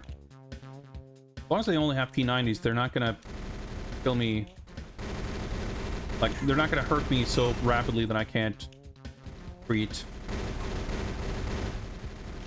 I think accuracy of guns in this game is a complete joke, though. Cannot believe there still has not been a checkpoint. It's getting very tense. Like, look, we've done like most of the stages, or most of the objectives, and I mean, I guess it wouldn't shock me if having gone this far, it wouldn't shock me if it's just like a gimmick of this stage that there are no checkpoints. I'm just praying that we don't have to go through the like VR training rooms. I don't remember where in the stage those happen. I don't remember if it's this stage even, but I think it is, because I think there's the section with like the boardrooms, which I think is in the volcano lair stage, maybe. But there's definitely the training room stuff where you... But no, that can't be this stage. That has to be the... Because in that stage, you have dudes who are like on your side. And at this point in the story, Goldfinger is no longer on your side, so you wouldn't have those dudes. So that probably isn't this stage. Regardless, like because we've gotten this far, it's like, oh, find the Omen, like... I assume we're heading into the final bit. This stage for sure is the VR rooms, at least on the console version. Okay. Yeah, so who are the guys who are fighting on your side then? Is it Dr. No's guys who are helping you then? I mean, the story aspects of this game are a complete mess. But yeah, the VR stuff, it makes sense that it's in this stage because there are Omen gun enemies, and I'm pretty sure that that weapon only appears in the final level. The boardroom stuff I was less sure of, but it doesn't really matter. There are I mean, like I said, the stages are for the most part more faithful aesthetically and design-wise, even layouts, than you might expect. But there are definitely not just whole levels, but also parts of levels that like aren't here. So in the console version, you're freeing your comrades from Goldfinger's imprisonment, assisting everyone on Octopus who didn't switch to his side immediately.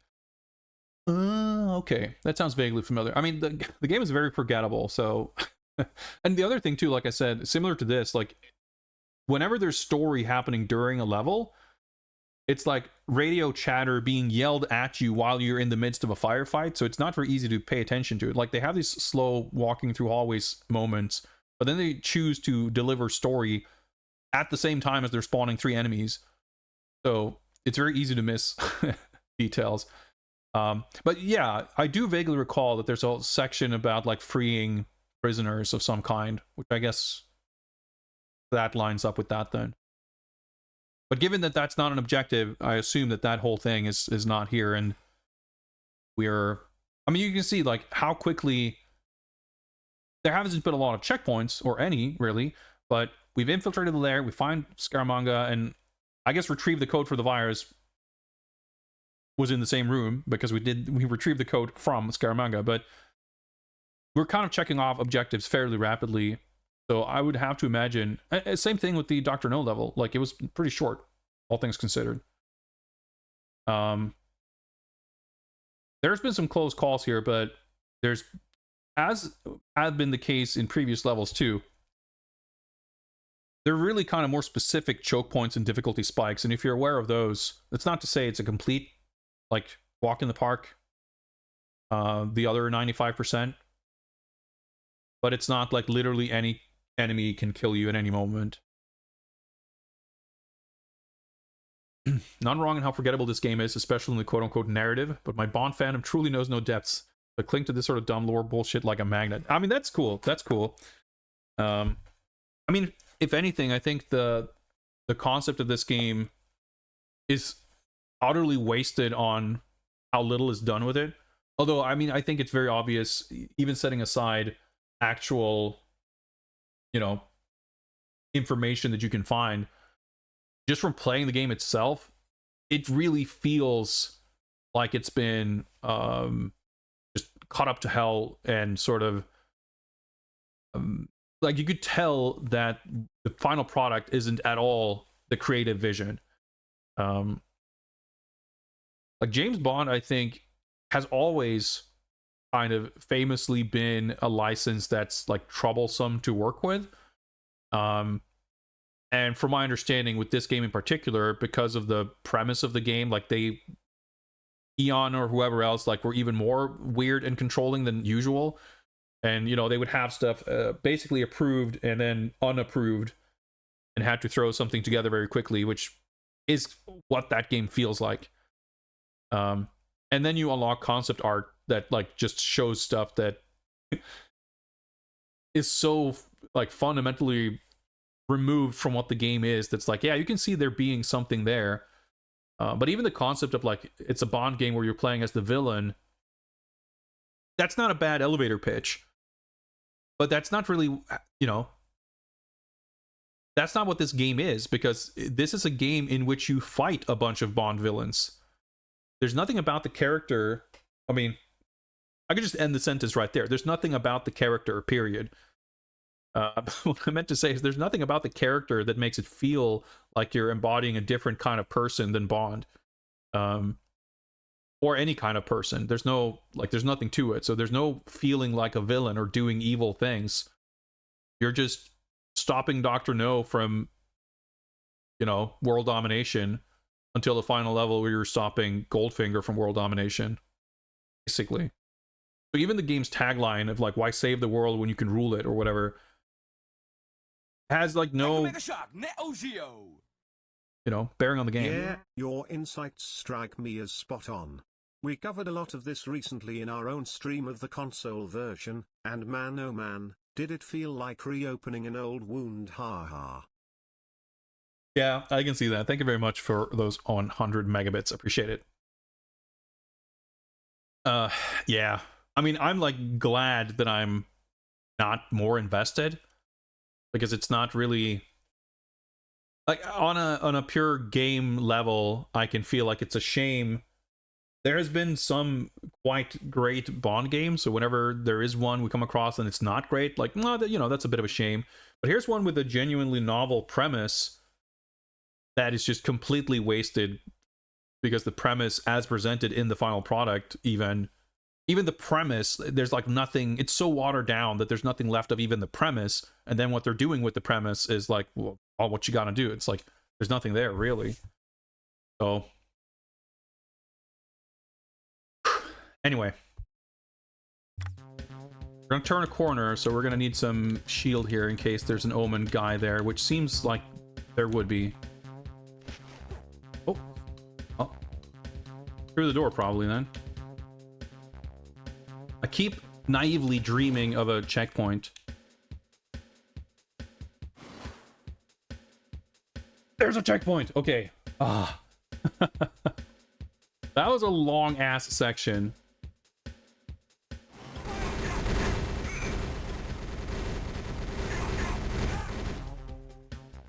Oh yeah, so this is the part I was thinking of with the facility. Well, not hallways so much as catwalks or whatever. Okay, because this is like the reactor satellite facility, whatever the fuck. The music in this game is just unbelievable. Those are Omen balls.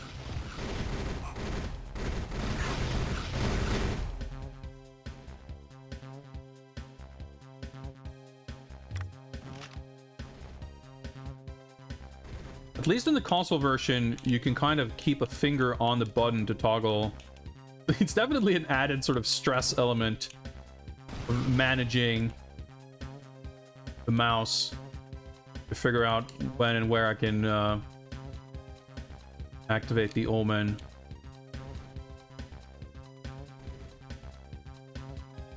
Well, I guess the checkpoint was recent here, so it's not like too much of a... Cool.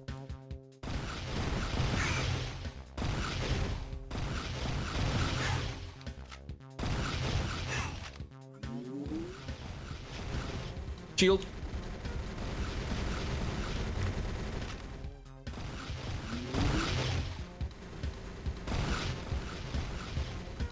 Didn't even hit the guy.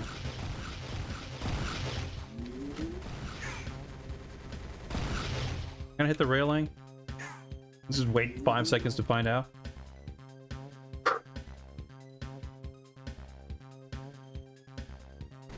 Another.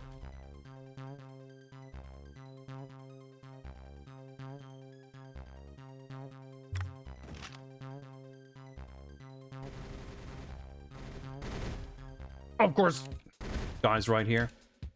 Thought? Oh yeah.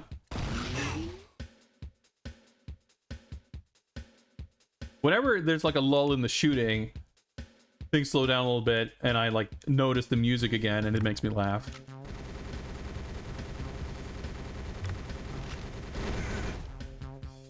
Take some ammo. This is like kind of a, you know, memorable layout. Like, there's no point in even like scanning for enemies because they're like, they're gonna spawn through the clutch duck there.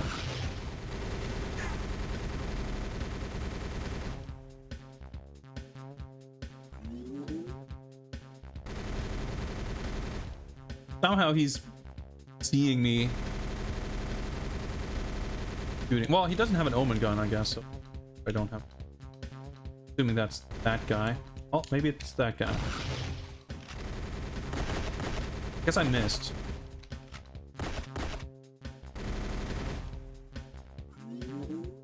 Else here while we wait for our health and eyeballs to recharge. Double up.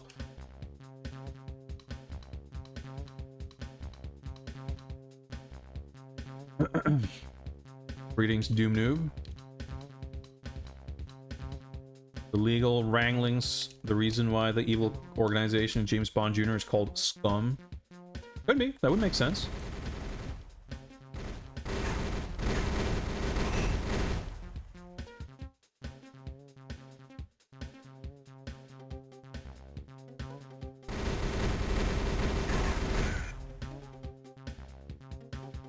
He was holding some kind of gun there. I don't know if that was a... Like, unfortunately... The Omen gun dudes aren't, like, a different, unique enemy type. You can't necessarily spot from a distance. That's something you're gonna have to contend with. More ammo? The ammo system and how you gain or do not gain ammo from picking up guns in this is highly mysterious.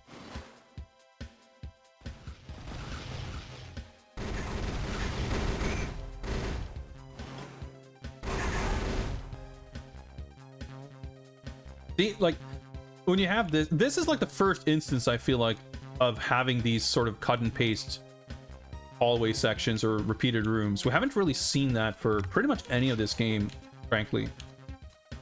But because we have the sort of harsh delineation of going into another room, he actually shot the other dude. Ouch, but yeah. It becomes very noticeable that, like, aha, we're stepping past this loading point to going to the next section. And the fact that we're doing that and not having a checkpoint is, like, it comes across as borderline malicious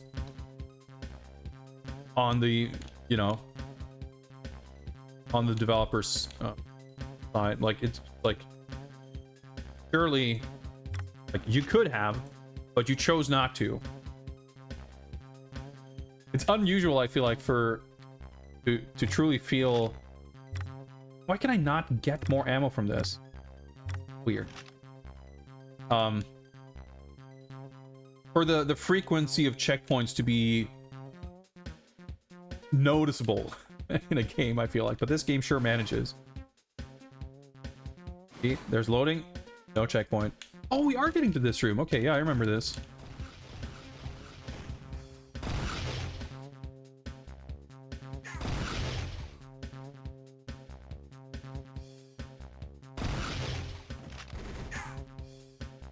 I just realized we're stuck with the fucking pea shooter here, though.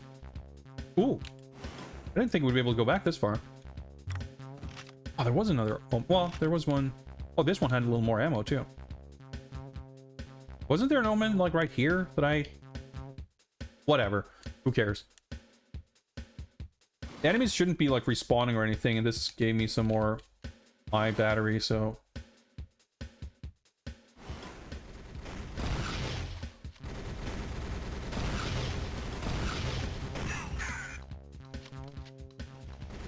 A little bit of a sitting duck here. I'm trying to move. Oh, okay, I see. I could go back because I didn't fully enter the room. Grenades or nothing.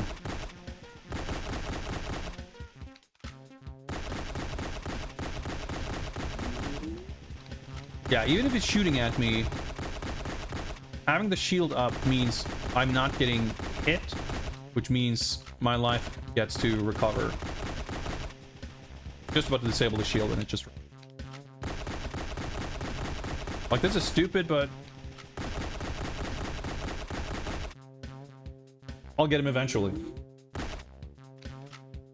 So there was someone behind there who would have dropped a gun.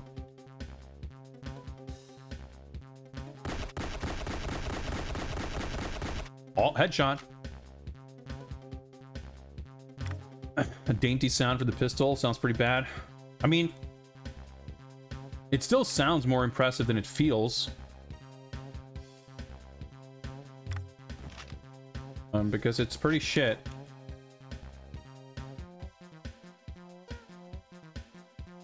None of the guns feel good, really. Well, the auto-aim, like, sniper rifle and stuff, where you can just get these mysterious sort of hip shot one-hit kills, felt pretty good.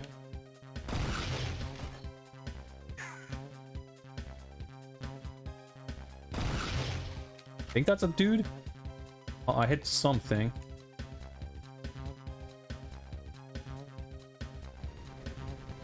Probably just forget about that guy and just advance.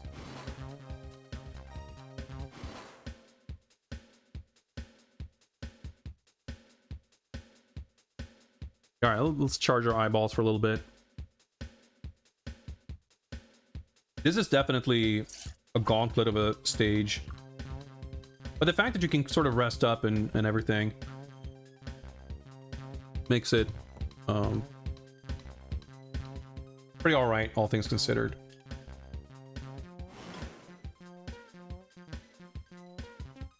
Weird. Expecting there to be dudes here.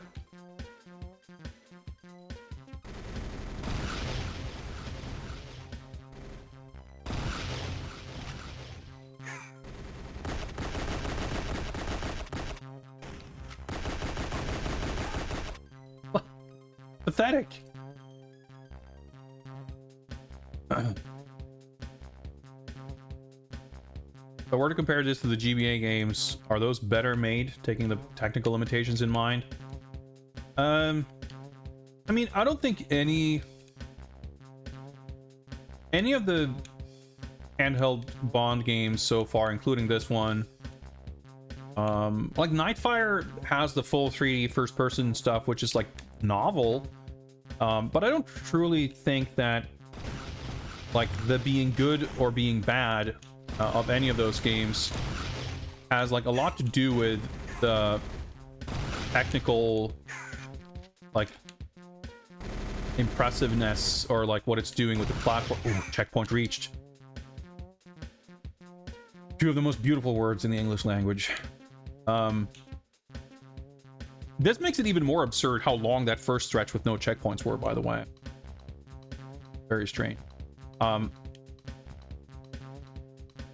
The Game Boy Color, GBA, and DS Bond games so far have all like ranged from the very top of my tier list and the very bottom. But whether a game was technically impressive or not, didn't like Nightfire on the GBA is kind of miserable, but it's not miserable because it's you know, trying to do too much, like pushing the hardware or whatever. This game being bad is all like design flaws, which are all present in the console game. Like, if anything, this game having like shorter, more fast-paced levels makes it like, ooh, we're made it, guys. I found the omen. Download the virus. Okay, you guys, I downloaded. Press that the expert mayhem you have dealt on my behalf. Too powerful and therefore a liability. Goodbye, GoldenEye. Do I hack this or press select? Okay, we got to do a final Simon Says. Are you doing? What? I missed the first one. You might have fucked up.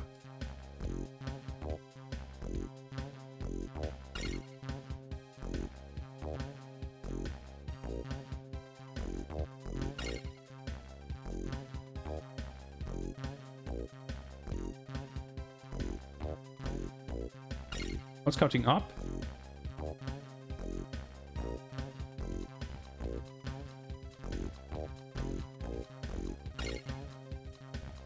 Damn you! He's activated the omen! Escape before the omen detonates. Way? This way, I guess? 5 minutes! Okay, I think this is pretty different, because I'm pretty sure that cutscene is like the end of the level.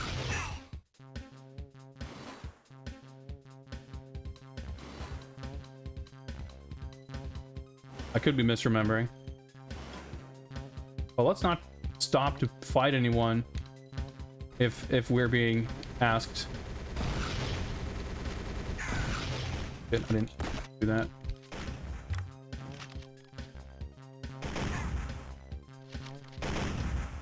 Shotgun is so shit.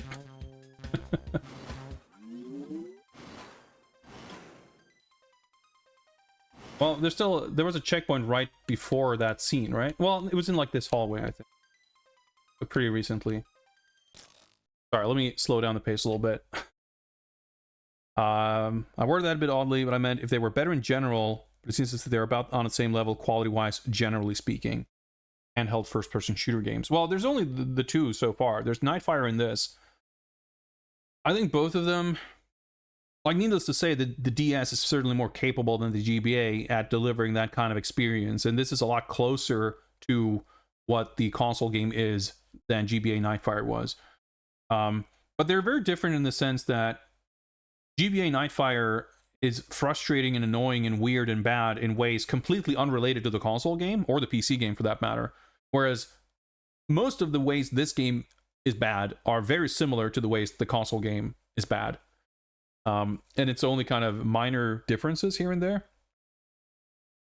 I think GBA Nightfire is more novel than this, not just because it's a 3D first-person shooter on the GBA, but this, like the original game, you know, the story, the levels, like there's just a little bit more variety in the game and everything.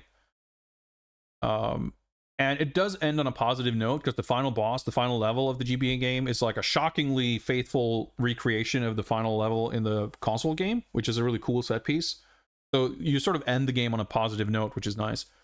But this one, you know, they could do an amazing, best thing you've ever seen in your life level sort of adaptation of the console game for the DS, and it's still GoldenEye Rogue Agent. You know, it's still not very good. So I don't know. I think we'll come back to that when we, you know, presuming we finish this. We're going to update the spreadsheet. We're going to calculate the bond quotient. And as is the new tradition, starting now, we're not going to wait until some arbitrary point to update the tier list. We're going to hop to that right away. So we're going to see where this ends up relative to the console game and relative to Nightfire. Because I believe I put Nightfire in D tier and Xbox Rogue Agent in F tier. But we'll see. That might be inaccurate.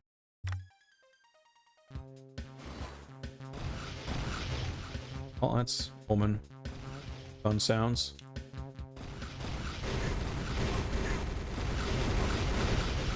Okay, gotta be a little careful here.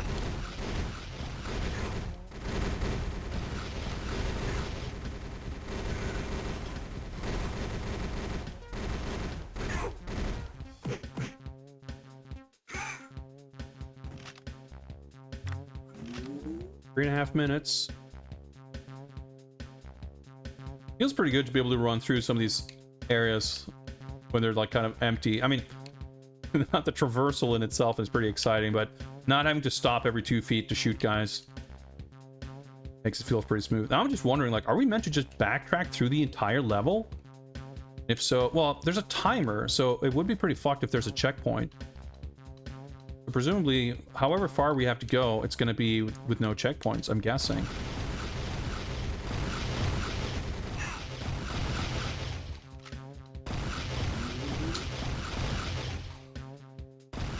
Get stuck on the ramp.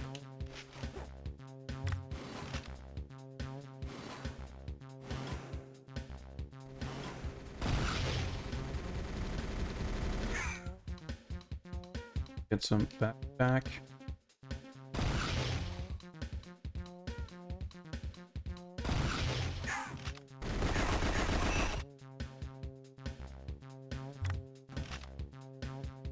But it's kind of interesting that the timer element makes this a little scary. Scaramanga left.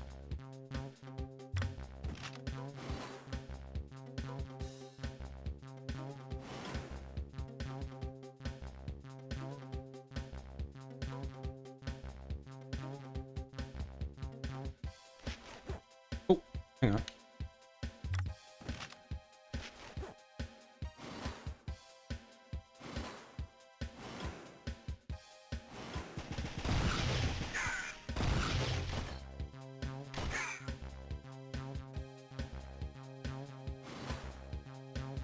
Kind of interesting, like there's not that many enemies, it's only kind of half the ooh, okay. Like it's terrifying, like you don't really want to wait to hear the Omen gun noise to confirm whether you like dare show your face without the shield. That was like a shotgun right next to me. So funny where they place these like waist-high barriers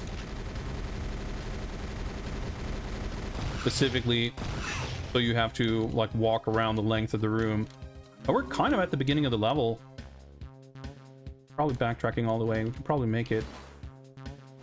Oh yeah, the elevator. Cutting close. Made it to the... Well, after the Omen detonates, Goldfinger's volcano lair will be yours. Oh yeah, I guess it only explodes living tissue or something. Oh, no, there's Oddjob. Okay, rip Oddjob. That was somehow even more unceremonious than in the console game. Whew. Man, it sucks that we didn't really get to experience the proper GoldenEye evil... Oh, he was just standing there. Well, we got to see him explode. Or fall over and flash white. In the console game, the genuinely one cool thing in this entire game is that GoldenEye gives you a proper-ass Bond villain speech, which was like sort of something approximated here. But then you like trick him and hack the Omen, and because you're behind some kind of protective barrier, it like detonates and he dies in front of you, I think. And then there's like, I remember it being like you reach GoldenEye or Goldfinger, and I'm like, oh shit, is there going to be another boss fight? Because the Dr. No boss fight was like, I enjoyed it because it's like a puzzle boss. It was, by the standards of GoldenEye Rogue Agent, the Dr. No boss fight is like pretty interesting, and not a terribly bad time.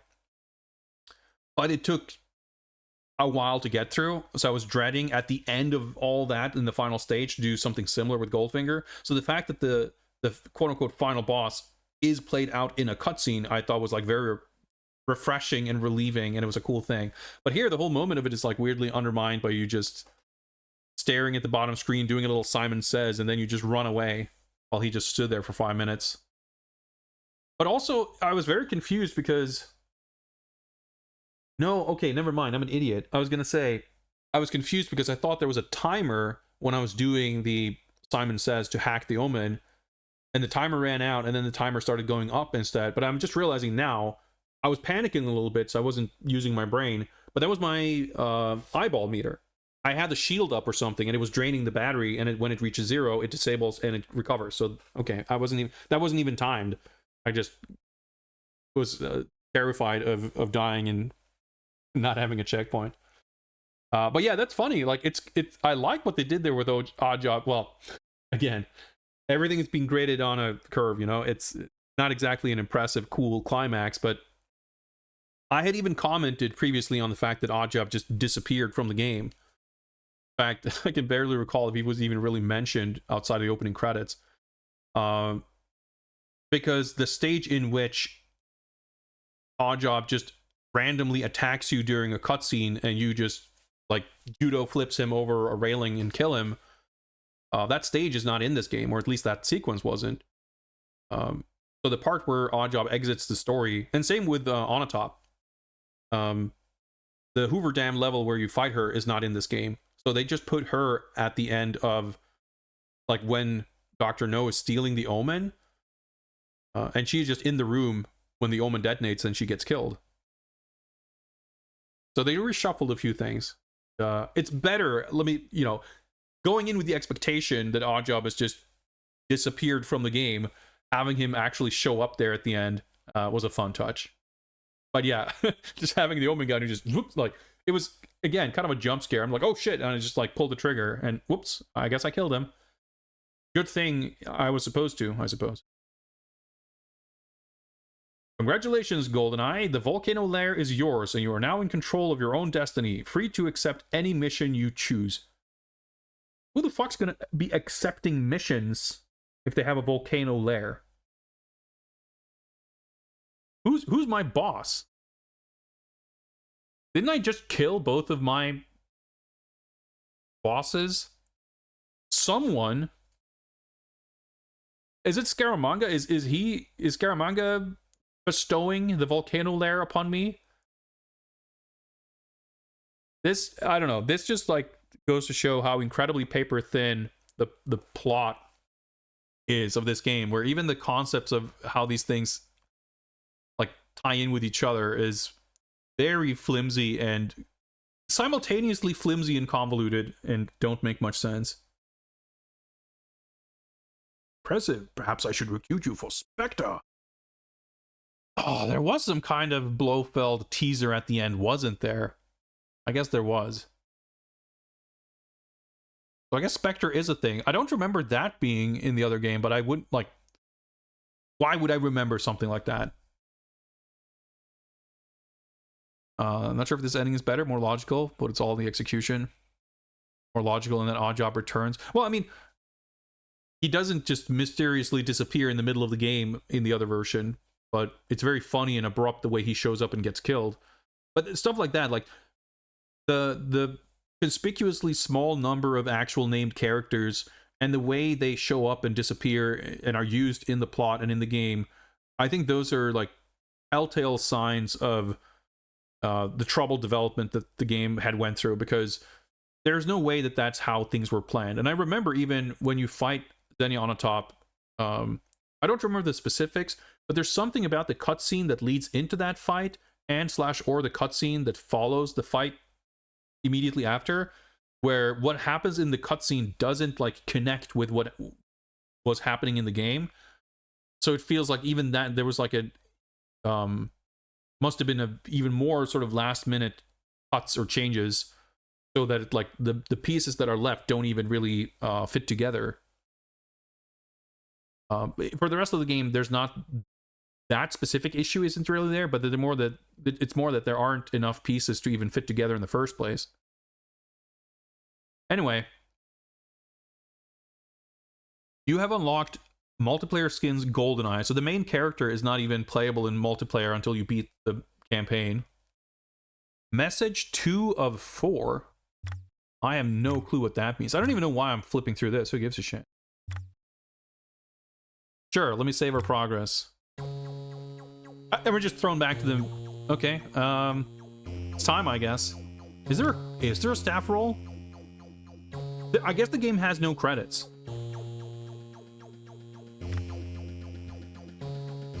Well, I guess that's appropriate. So if I load this finished save file, I guess I can do more virtual missions to unlock the telekinesis. But there's no mission select previously, so we couldn't like go back and play levels. Yeah, it just loads this cutscene. Yeah, okay.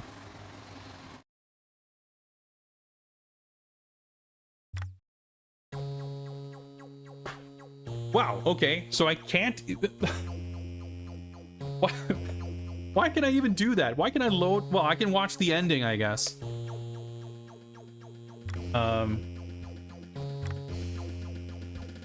Let's start a new campaign and just... Because there wasn't much of an ending and no staff roll, let's start a new file.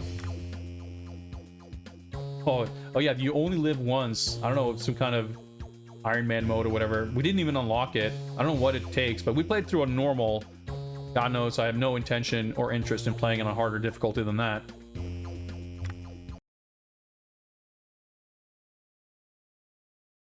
I just want to see the opening, because it's probably the coolest thing in this entire game.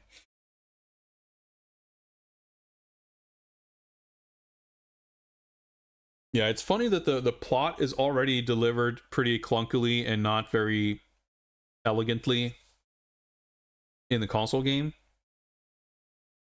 And then here it's like the same, except 70% of it is missing because the cutscenes aren't in the game. Also, I guess we have to do this fucking level before we get the opening credits. Yeah, so this part where your helicopter is shot down, this game, you're the sole survivor. The game glosses over the tiny little detail that the main other person who is in that helicopter alongside you is James Bond. But that's not important, I guess. Dude, yeah, I'm not playing this shit again. I was hoping we could get the opening. I can't call it opening credits because it doesn't have credits. It just lists a bunch of Bond villain names.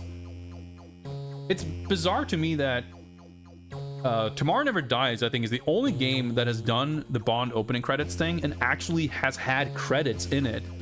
Whenever we've seen that in other games, they just list the names of the characters. Or maybe the cast, like in Everything or Nothing, I'm sure it lists the actor names. But it doesn't have any actual credits, which is such a bizarre thing, because it's like putting the developer's credits on there makes it look and feel more like a James Bond film opening credit sequence. But I guess EA really doesn't want to have the developer's credits on there. I don't know. Except for the one time they did do that. It's weird. Anyway. We're done. GoldenEye Rogue Agent, Xbox and DS. Done. Time to party up. I don't know. I'm excited. I'm relieved. I'm glad. I'm filled with all kinds of positive emotions. Not only because we're done with this, but the next game. Maybe we do get to the opening. I guess we do. It could easily have been more than your eye. Even better. This is the fucking theme song, by the way.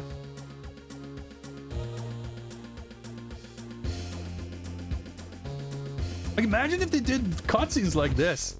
It's cool.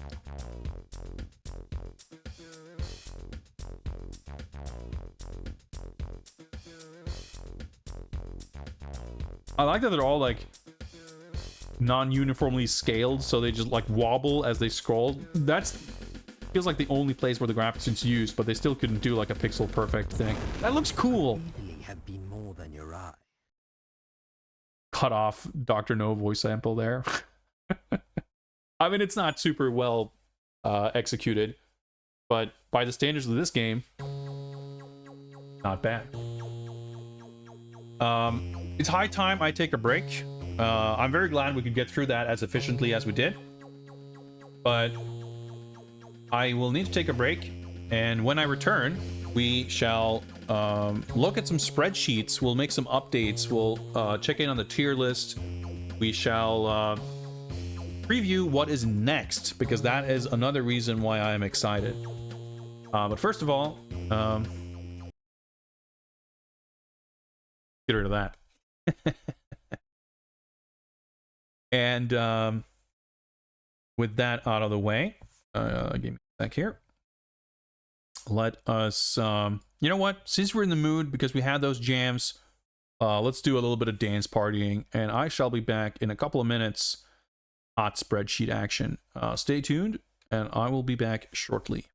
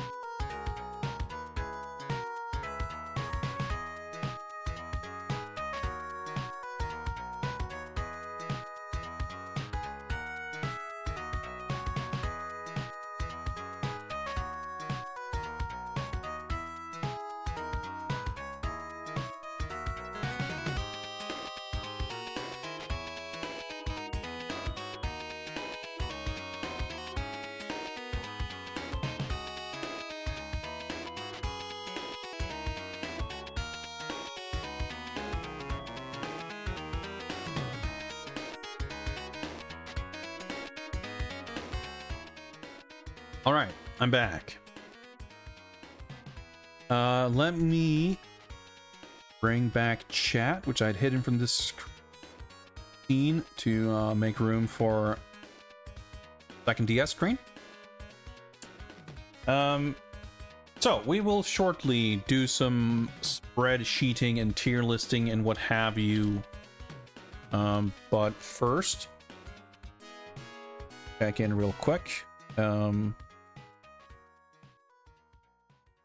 We're done with this, finally. Don't really want to look at this again. Let's see how this is working. Yes, Q Branch Research Funding Update. We've got 100 bits generously cheered earlier on. So if we receive 900 more, or the equivalent thereof, before the end of the stream, we will reach another daily objective and be one step closer to unlocking the next secret mission. Not so secret, in a slightly different way of doing things. Seen It, the DVD game 007 edition, will be played somehow. We'll figure it out if we achieve the next funding goal. Ingvar Socrates, greetings, welcome folks. I don't think I said hi before I went on break. Nice to see you guys here. Here just in time for the ending, the highly unceremonious ending of GoldenEye Rogue Agent for the Nintendo DS, but the sure to be riveting spreadsheet update action following it. Let me try to get my things in order here to see if I can get some spreadsheet up on stream. That is not the file I'm... Well, I should say. This correct.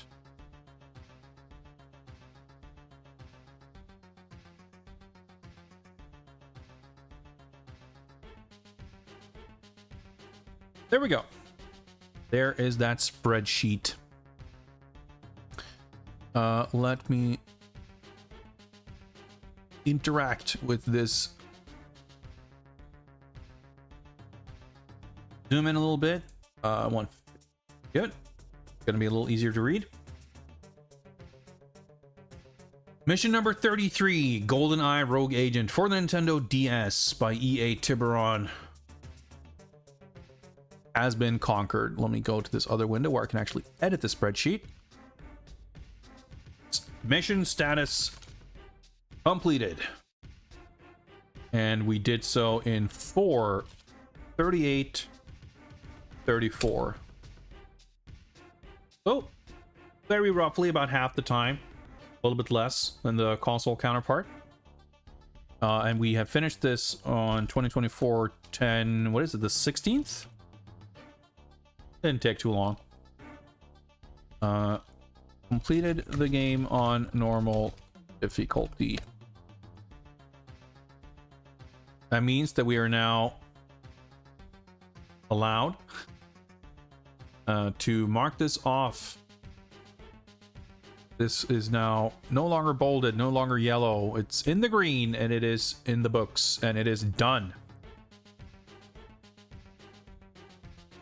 So next up, very excited to check out From Russia with Love. For the Xbox, presumably, if we can get it running.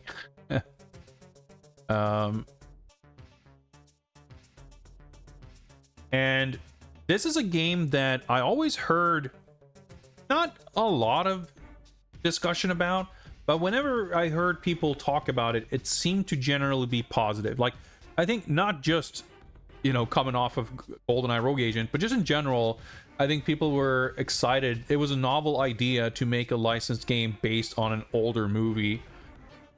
You know, this was kind of around the same time as The Warriors as well. I think that was also 2005. And I'm sure there are other examples too. But it seems like it was kind of a... like, even at that time, movie tie-in games, as in, you know, a game coming out alongside a new big movie, were kind of on the decline, and I would have to imagine that a lot of that I mean, eventually, of course, obviously, but even at that point, I think, you know, the idea of developing a game alongside a movie just had already become untenable, sort of, by 2005, simply on account of game development being time-consuming and difficult. Like, basically, it takes longer to make a game than it does to make a film. So, at that point, it becomes very difficult to try to make a game and have it ready by the time the movie comes out. Which isn't to say that it never happened for Bond or otherwise. We, of course, have the Quantum of Solace game. However, to my understanding, the Quantum of Solace game actually covers Casino Royale as well as Quantum of Solace. So it's kind of a, you know, similar to GoldenEye and Tomorrow Never Dies, where the game came out like 18 months after the film. This came out like tied to the next film after Casino Royale. But I think it makes sense that around that time, like, obviously, publishers were still looking to leverage the power of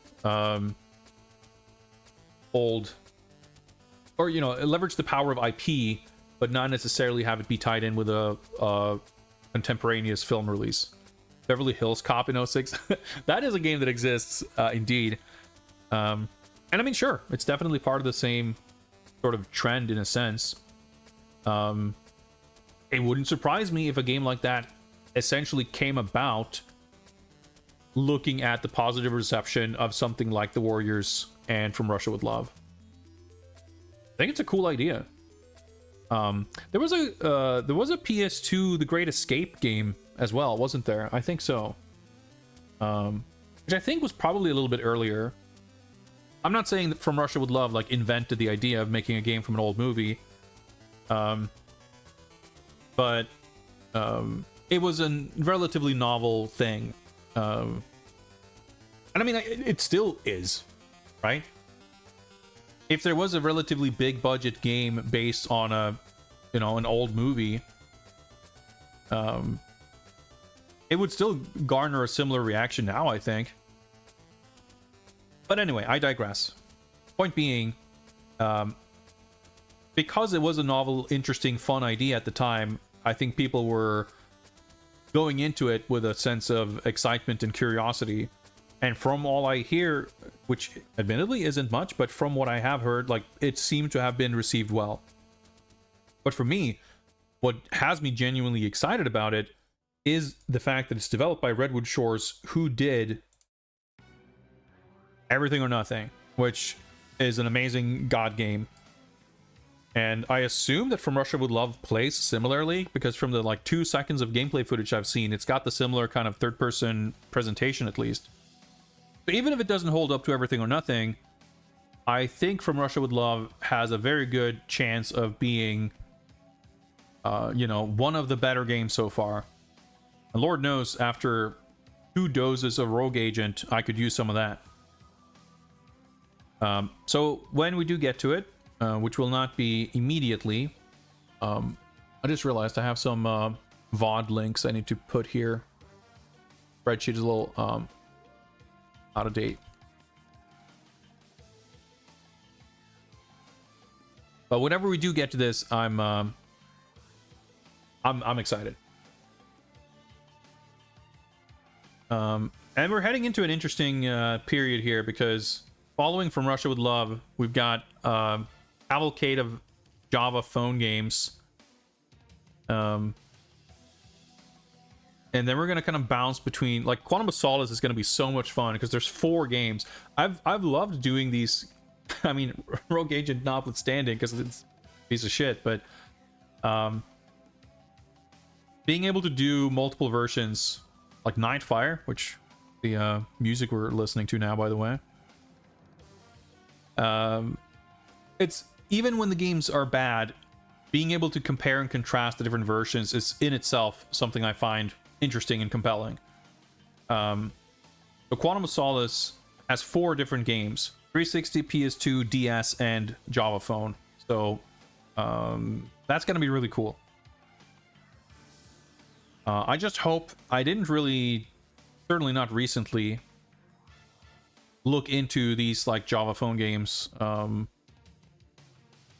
So hopefully they should run without too much trouble. But I'm definitely going to have to take some time to mess around with that to ensure as best I can a smooth streaming gameplay experience.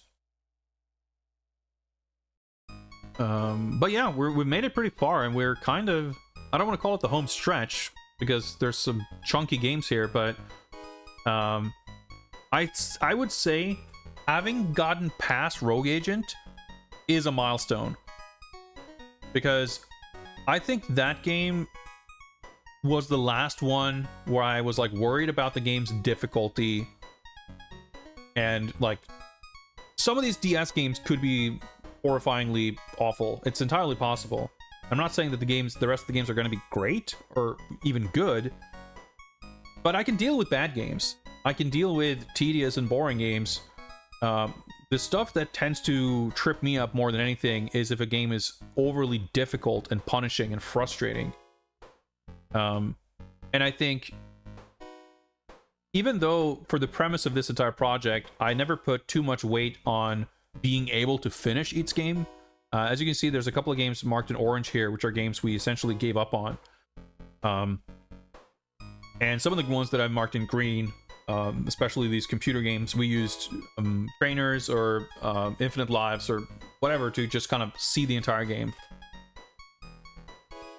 But I always have this fear that when you're going back a certain amount of time, you will have games that can be too hard to finish. But by the time you're at 2005, 2006, it's highly unlikely for a game to have those kinds of difficulty spikes. I think like once you reach a certain era of mainstream console games, at least, I know less about the phone and handheld. That's a little, iffy potentially. But once you reach a certain point, it's like, I wouldn't expect a game to be able to block us in that way. It's just a matter of having the patience to complete it, which means there's a sense of relief in my mind of like, because it's not a matter of prestige of beating the game. It's just that, like, for me, my experience of checking out these games, seeing what's up and seeing what they have to offer, is going to be very incomplete if I can't see the entire game. If I have to give up halfway through, I'm like missing out, and both like I'm providing a less thorough and less kind of meaningful experience in a way. That's how I feel anyway, to you, the viewer, but also for my own, I'm doing this for my own sake as well, right? Because I'm interested in digging into this and investigating these games and comparing them and charting trends and changes over time and everything. And it's a frustrating experience, or even thought, to be sort of blocked from being able to quote unquote do the research on account of game too hard. So having a certain amount of faith that is no longer as much of a concern feels good and makes me like a little more relaxed about taking on the rest of these. That faith could be entirely misplaced.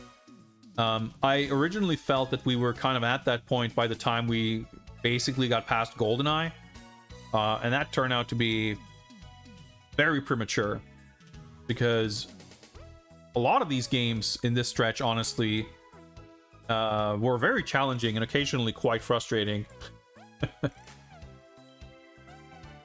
But Rogue Agent, I also knew that Rogue Agent was coming up, and I knew that that was going to be a frustrating experience. So having completed that, hopefully the worst is behind us. However, in addition to marking this game as complete, we also have to update this part of the spreadsheet where we calculate the bond quotient of each game to scientifically determine not the best, but the most James Bond game of all the James Bond video games. Also, greetings, Atomic Runner. Don't think I said hi. The game is over, thankfully. The final level was a bit of a gauntlet, but we got through it.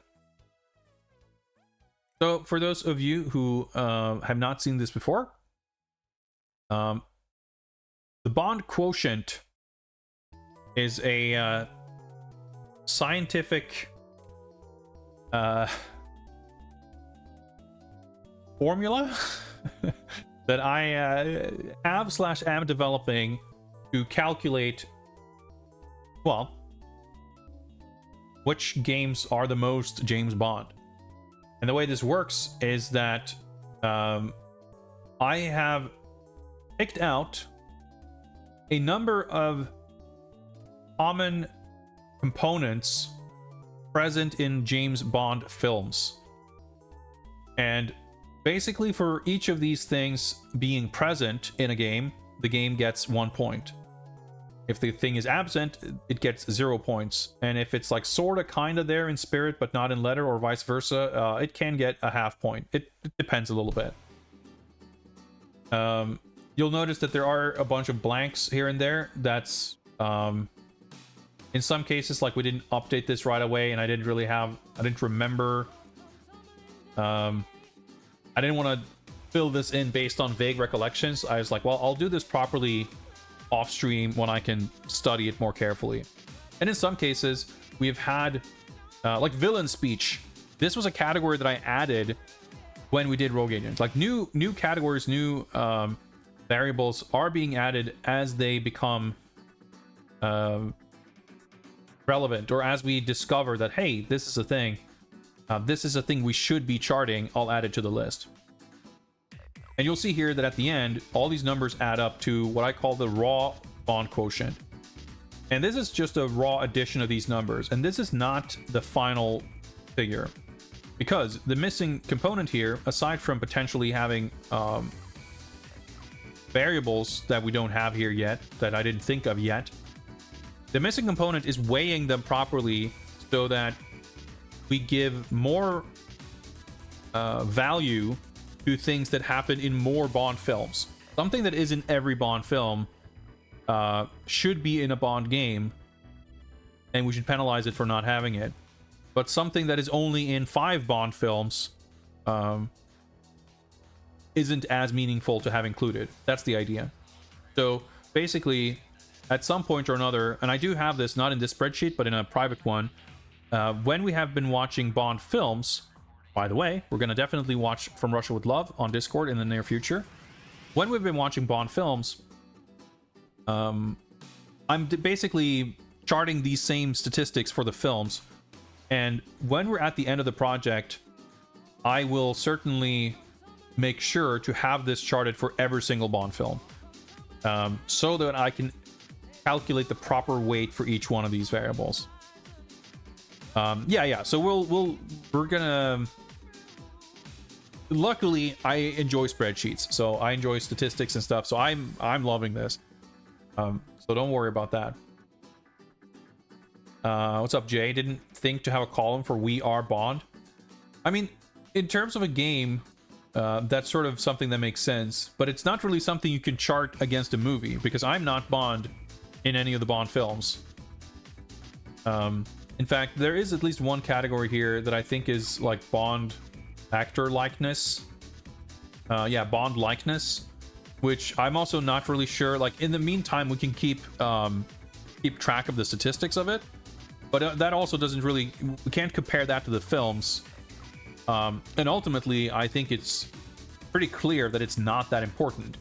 Like, the Game Boy James Bond game is awesome, and the character feels like James Bond, but it doesn't feel compromised by the fact that we don't have a pixel Pierce Brosnan in it. So ultimately, I don't think this will mean anything for the final, like maybe some kind of a tiebreaker or something, but obviously every Bond in a film is Bond. So it makes no sense in that context. Bond appears. I mean, I guess that makes sense. It would be interesting to see. You know what? What we can do is that we can have a column that's Bond absent. Because I'm pretty sure this is the first game in which Bond is absent. You know, he's not necessarily on screen or interacting with anyone in every game, because like in the ZX Spectrum light gun games, Bond isn't like visibly present or anything, but you are playing as Bond, so like that's not really missing. But Bond is present in the console Rogue Agent because he's there in the intro, In the DS game, he is conspicuously not there.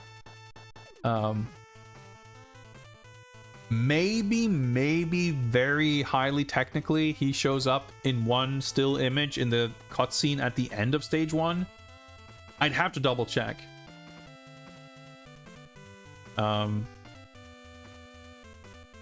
Because you get one little talking head of M telling you off and firing you from MI6, like when you're getting out of the simulation, but I don't recall if, and I don't want to like review the footage now, but I'll add the column though, because I would probably not remember to do so otherwise.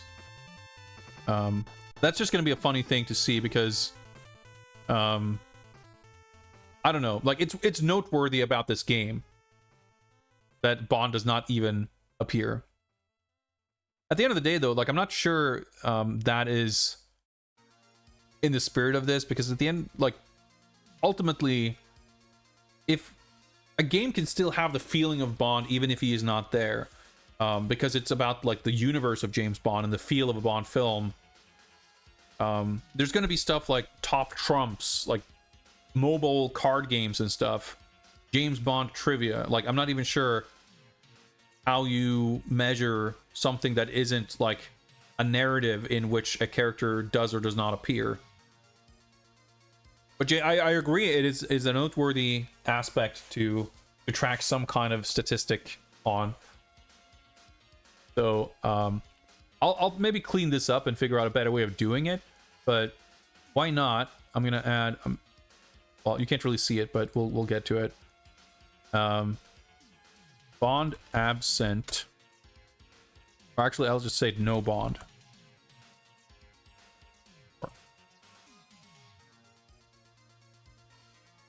Act. And let me check that the formula is configured correctly.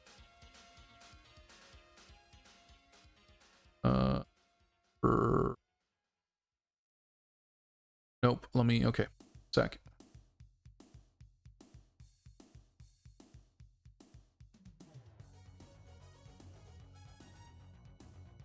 Some spreadsheet formula editing. There. Those. Okay. I'm ready. So, starting off, this game does have gunplay, undeniably. It does have some form of fisticuffs. You can melee whack people. You can poke them with your rocket launcher or whatever. That's pretty funny, but, you know, it'll count. It does technically have gadgets. One might argue that the game sort of centers around them to a degree mechanically. Not so much as the console game, in that most of them are actually optional. But they're there. There is no driving of any car or other. Bond gets a ride in a helicopter. Driving other, I left blank for the console rogue agent, because I think there might have been a cutscene that may have implied some kind of vehicular transportation at which not Bond, but the character would have been at the wheel or displaying some kind of prowess. I don't know. I don't remember exactly why I left that blank. I must have had a reason, but there's definitely no driving in gameplay or cutscene or otherwise in the DS rogue agent. Nor were there any car gadgets. There's gunships, there's tanks, but I don't think there's any kind of vehicle that has any kind of equipment that can reasonably be described as a gadget. This game is, if anything, noteworthily devoid of charm or smarm. I've been long looking for a better phrasing for this category. But if you're confused, this is basically about conveying the personality of Bond. Whether it's through his dialogue or just the tone of, you know, it can be narration or, you know, maybe it's a Q being humorously annoyed with Bond, or just like something that has that personality. Like, if you have a spy action game, does it feel like it's got that element of Bond in it, as opposed to like a Mission Impossible or a Bourne or something like that? But this game definitely does not have that. Drinking, well, not in the actual game. Maybe you will be inspired to do some drinking playing it, but that doesn't count.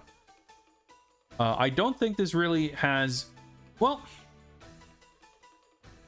I was about to say, I don't think this game really has anything we can classify as a noteworthy stunt. The game doesn't present it as like a big moment, but you do ride zip lines in between rooftops in Hong Kong. There's a few other like high altitude zip lines where it wouldn't be the marquee token stunt of a film, but if Bond did do that thing in a film at that scale, like, it would be a stunt. I think we can be charitable and at least give it a half point for stunts. There's no, like, you know, jumping a vehicle. There's no narrowly escaping an explosion or parachuting off a ski slope or something like that. But in the context of the game, those zipline rides are very perfunctory and unceremonious, but I think we can actually give it a half point for that. Like, the game didn't need to have the zip lines. The zip lines, I think, don't really offer anything in terms of the level design or the pacing of the stages. They, like, you finish a section and then you travel to the next section by way of zipline rather than going through a doorway. That's like, functionally, it doesn't really do anything for the levels. So clearly they were added for the purpose of adding a little bit of stunt-like flavor. And as such, I think it's only fair that we give that same point to the other game, which also has the zip lines.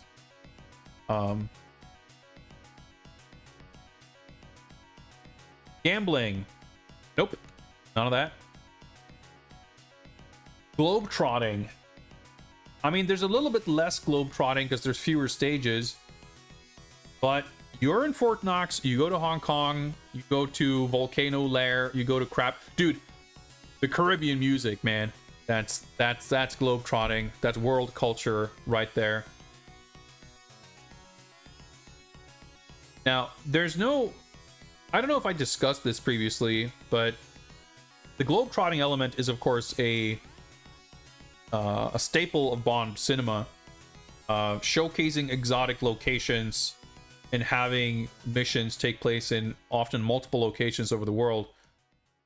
And I mean, there are some films that do more or less with that premise. Whether it's more or less scenic locations, or whether they do more or less with that location. In the games, for sure, there are several games that ostensibly take place in exciting places, but much like this game, most of it is, you know, we see the gray hallways of the world. So it's globetrotting on paper, but I wonder if well, I say I wonder, but honestly, I think I don't feel like I have to wonder. I feel that there should be a separate category for, like, scenic travel agency friendly presentation. You know, do we get to actually see and enjoy?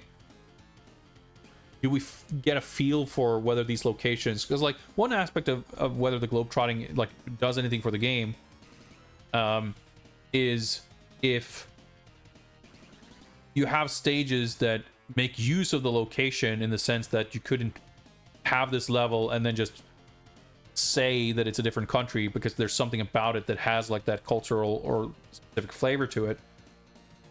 But even then, you can have something that feels that way, but it still isn't. I don't know.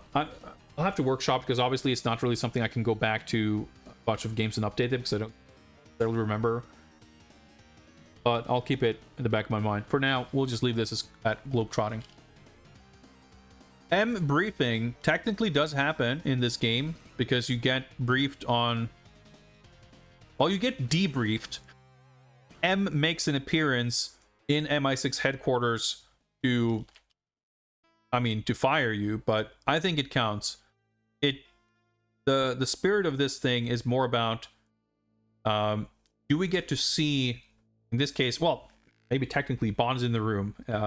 Bond is not the main character, but like in the context of any other game, of course, does Bond interact with his superiors, with the administration of MI6? Do we get that element? Because it's a classic element in the films, like of being in that office and, you know, seeing him not in the field. And however brief, that is an element that they did incorporate in this game. Q briefing, I'll give it 0.5 here because it's not Q, it's Scaramanga, but it fills the exact same purpose. But also 0.5 because it's pretty shit.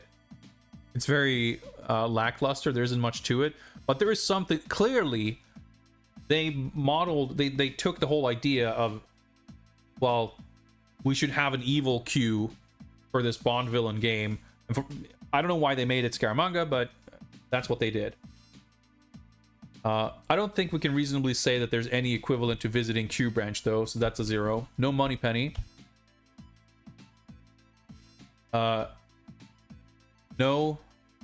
Bond, James Bond, not even GoldenEye, nothing like it. There sure was a lot of music, but no Bond theme. I don't think we can reasonably call that main menu bop a theme song because it doesn't present itself as a theme song. It's used in the main menu, it's used in that opening. I think it's like the menu theme, but it's not.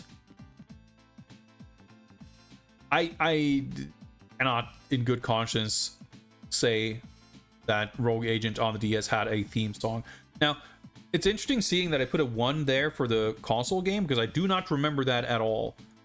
But I guess that version, I mean, it did have an opening credit sequence, which it does get points for here.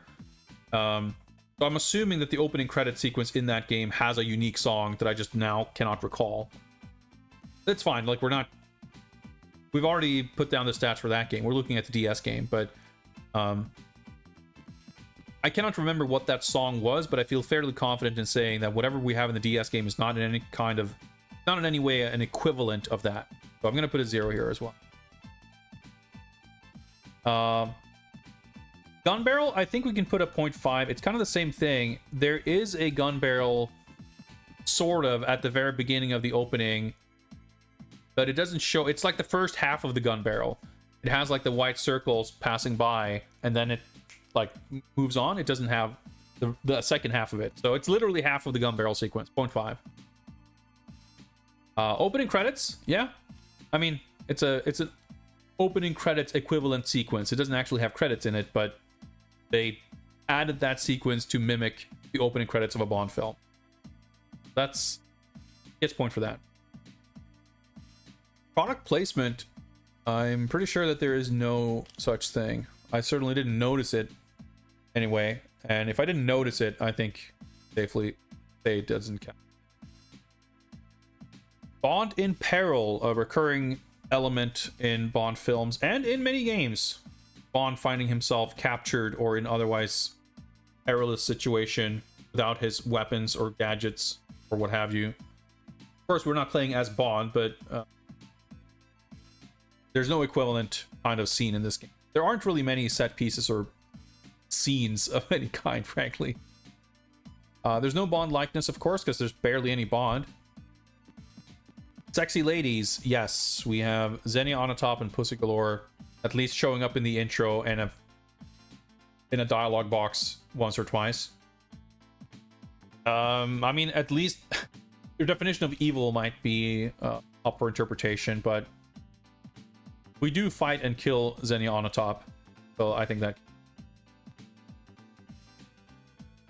So we gave console Rogue Agent a point for dick powers because there's some element of GoldenEye having some sort of implied romantic involvement with Pussy Galore. At the very least, some kind of flirting. This category, by the way, in case you're not familiar, is basically about Bond's supernatural seductive prowess, which tends to take the form of women beyond all reason throwing themselves at Bond, often in very conspicuously contrived and uncomfortable ways. But honestly, there's really nothing like that in the DS game. Again, on account of like the cutscenes not being there, I feel like there's probably some interactions between GoldenEye and Pussy Galore that I just thought that I felt in the other game was enough to justify at this point.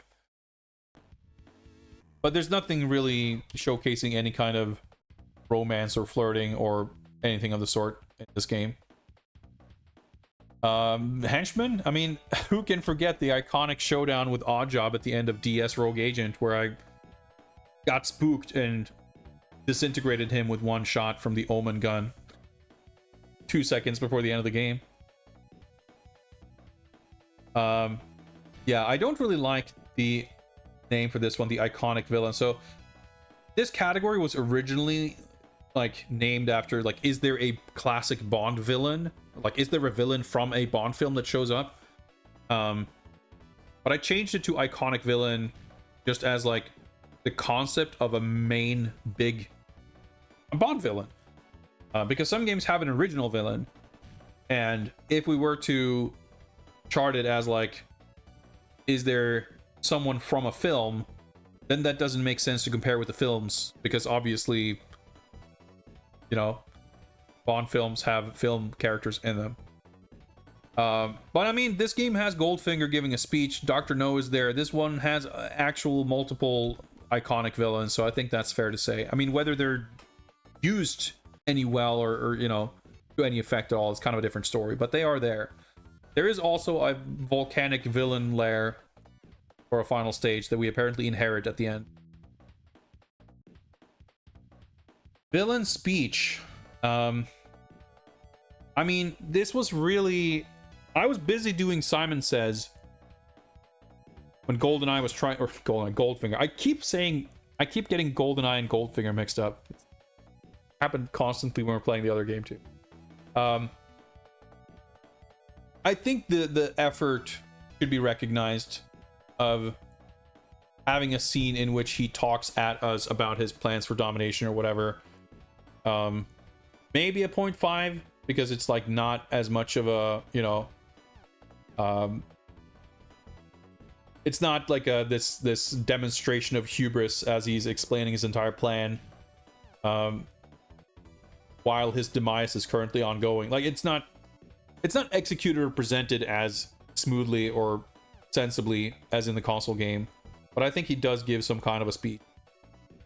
Like I said, I'll review the footage and see maybe if we need to change that, but I think it's fair enough to have it on there. James Bond will return is a phrase that shows up in the credits for quite a few films and a handful of games, but not in this one. In fact, I mean, he wasn't in it to begin with, so clumsy, but I think it's worth a point. Yeah, that's kind of where I'm landing. Like, we should be...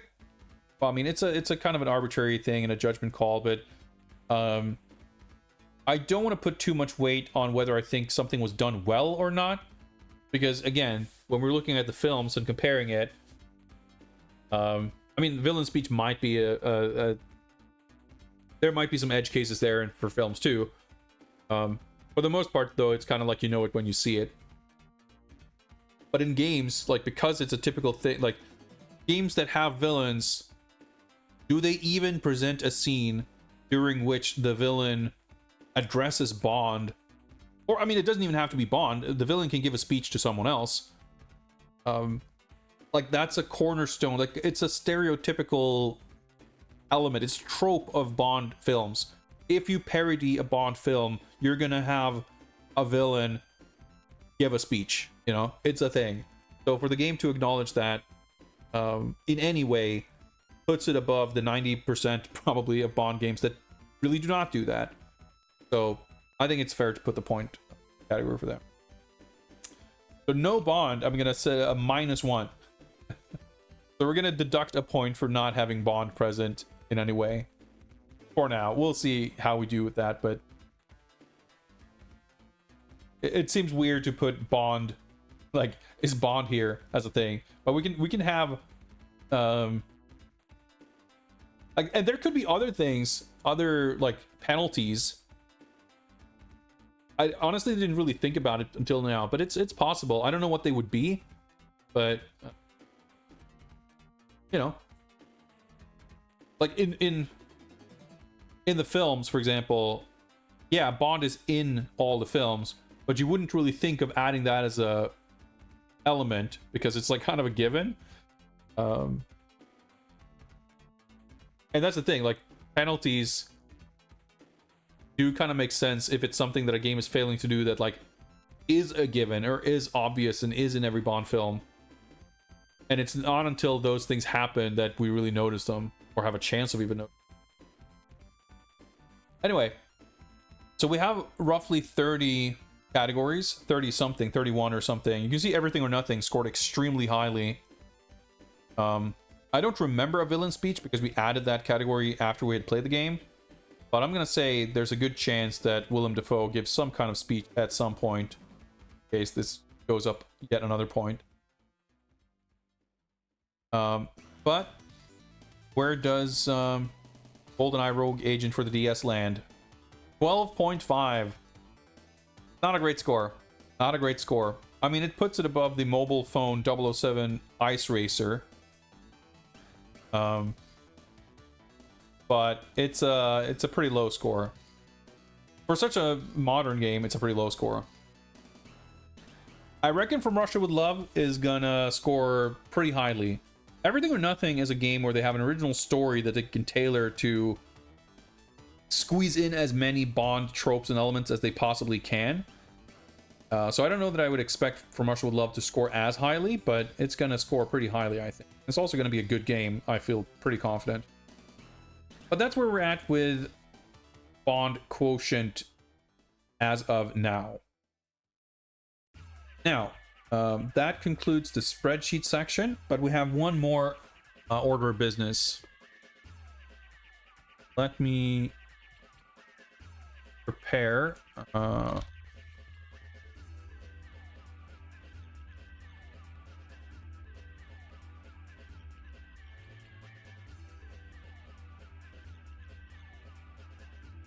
Think.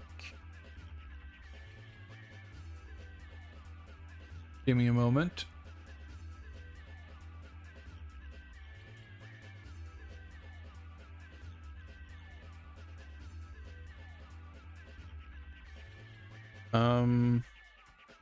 The anything incriminating going on here, I don't think. There we go.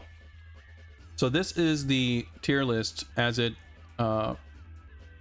stands as of Saturday, whatever it was. And we added everything up till then. We've done like 3 tier list streams, but the conclusion I reached is that it is too awkward to try to remember, like, because we did the first one when we had at the first anniversary a year ago. Then we did the second tier list update when we had completed 25 games, when we were halfway through the list. And then we did the third update the other week at the second anniversary.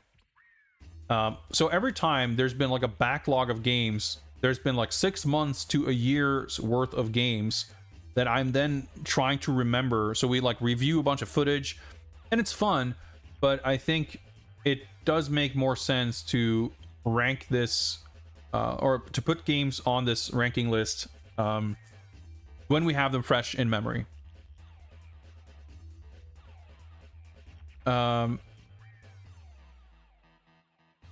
So GoldenEye Rogue Agent for the Nintendo DS. I think looking at this list, this is not too hard of a challenge to figure out. I mean, it's not going above C, that's for sure. In fact, it's not going above D. But it is also not going below D.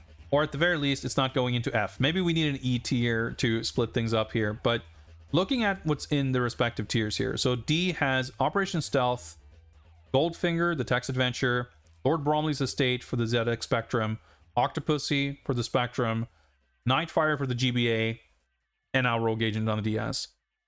F tier is A View to a Kill for C64 that doesn't function. Q's Armory, which is literally a shooting range with nothing going on, and the gun doesn't really work. World is Not Enough for the GBC, which has the literal worst stealth section I have ever seen in a video game, and the rest of the game is incredibly annoying too. Ice Racer, which has, I don't know, I mean, it's a mobile game, there's not much to it, but also the main premise, like the main thing you do in it, barely functions. And then the Xbox GoldenEye Rogue Agent. So, like, all the F tier games are, like, barely functional. They are frustrating and generally do not have anything novel going on. A View to a Kill is like, there's a little bit of interesting stuff there, but it is, I mean, it's functionally broken. It has 3 stages. The manual makes shit up about things carrying over between stages.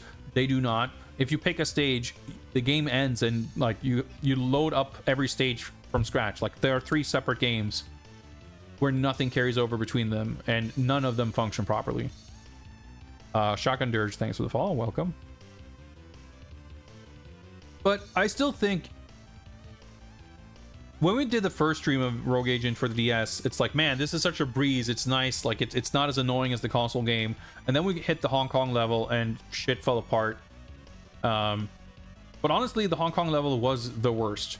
The rest of the game was relatively smooth. Now, it's not a good game, but I think there is, like, the levels being faster paced does make a significant difference. I don't want to replay either game. In fact, I don't think I want to replay anything here. The C tier has games I like. I'm not exactly excited to go back to them or anything, but like, there would be, I could have fun. Like, I could see myself, if I did like some kind of celebratory, let's go back and play all the games again or whatever. Like, if for some reason or another I find myself being prompted to play one of the games in C tier, I wouldn't mind. I really wouldn't mind playing any of these games. With the D tier, Stealth Affair, Operation Stealth, like, I've finished it, so I kind of know what you have to do, and Octopus is kind of the same way, so revisiting becomes like a bit of a different thing with those styles of games. Same with Goldfinger, I guess. But otherwise, like, anything D and below, it's like, if I was asked to play them again, I'd be like, oh, I don't want to do that. So that's kind of a, you know, a divider here between C and D. But the DS Rogue Agent, I think, just, you know, it's not much better than the Xbox game, but it has less annoying shit. Frankly, the stages being shorter, again, not just because they end sooner, but the fact that you get that sense of variety, that sense of progression, that sense of forward momentum as you're going through the level, that is so sorely absent in the Xbox game. And in that game, I think that aspect alone exacerbates every other issue with the game, because it just, you have that permanent feeling of sluggishness and things just like never ends. It's just like so utterly unfun. The DS game has issues in its own right that aren't present in the console game to a degree. Like, I don't necessarily remember the guns being quite as bad. Well, the standard gun is shit, but like, in terms of when you're at a distance and you're just like emptying. Well, now that I say that, like, the enemies are tanky. I remember that. And you have the weird inconsistent headshots. Like, the more I think of it, like the mechanical similarities between the games are noteworthy. Which, of course, you know, it's funny because the Xbox game is like not a game you would want to emulate because it doesn't feel good. The shooting is shit. But like, again, the controls and aiming feel a little bit better. You have some goofy nonsense like the Scaramanga Funhouse level, like the virtual deathmatch level stuff. It's not good, it's not interesting, but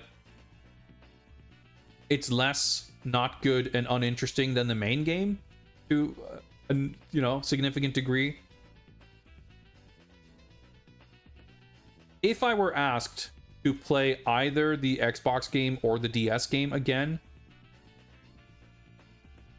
it would not be a super easy choice. Let's assume for a moment that I was not asked to play through the entire thing, in which case I would definitely pick the DS game because it's shorter. But let's just say, you know, let's do a stream where you play this again. I think the base level of sort of ambient frustration and annoyance is higher in the console game because the levels are boringer. The aiming feels bad. Like, yeah, you don't have to deal with the touch stuff. It's easier to use the abilities. You get the Christopher Lee phoned in voiceover if you appreciate that. Like, yeah, there are maybe things that the console game kind of has over the DS game, but not many. And there's a lot of stuff that makes it more annoying. So I think ultimately this is where it lands. It's like kind of splitting hairs. I would say Nightfire on the GBA, it's very annoying and frustrating in its own way, but it's more novel and it's more interesting, and it's got that boss fight at the end that's actually really sick. I mean, granted, the Dr. No fight in Rogue Agent wasn't half bad either for what it was, but I would say that Rogue Agent is probably still, they aren't in this spreadsheet ordered within the tier. It's like everything is equal.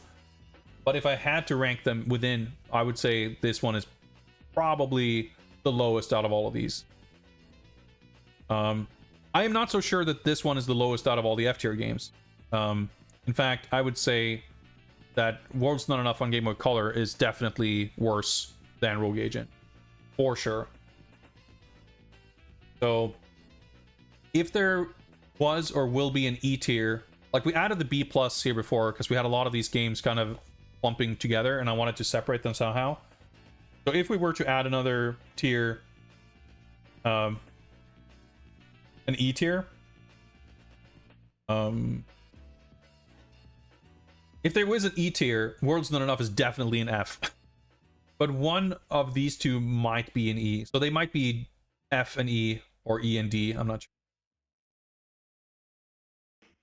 But hopefully next time we come back to this and we're looking at From Russia with Love, we're not going to be discussing the 2 or 3 bottom tiers. We are most likely, hopefully, going to be discussing the top 2 or 3 tiers. That's my expectation. That's how high my hopes are. Let's hope that optimism is not misplaced. So yeah, feels great. We were able to finish the game. We had ample time to do proper spreadsheet data updates. We even got to do a little bit of a tier list update. Excellent, excellent. So we have finished this game, and up next will be From Russia with Love. Inspired by the 1963 movie of the same name, From Russia with Love lets you play as the classic James Bond as portrayed by Sean Connery. You can drive in classic cars and use upgradable weapons and gadgetry to complete the game's non-linear missions. That's a little scary, but exciting. Not really something we've seen much of. From Russia with Love also lets you invest in and upgrade your character to customize his performance. I'm interested because it makes it sound more different from Everything or Nothing than I kind of expected. I'm very excited to play this. A lot of Bond games done now. Yes, 33 of them. Plus a few bonus games. We're about 2/3 of the way through. In fact, we're pretty much exactly 2/3 of the way through. We got some of the bigger games left, of course, on account of being, you know, Xbox, PS2, 360 games. But we also have, like, I don't know, 5 to 10 mobile games, which are probably going to be very slight. Non-linear can mean anything. GoldenEye on the N64, by some metric, has at least some levels that are definitely could be described as non-linear.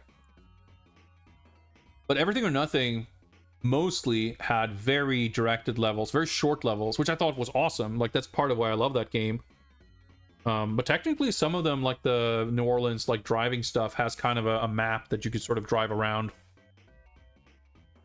So we'll see what that means. I'm very curious. Because sort of level design, mission design type stuff is something...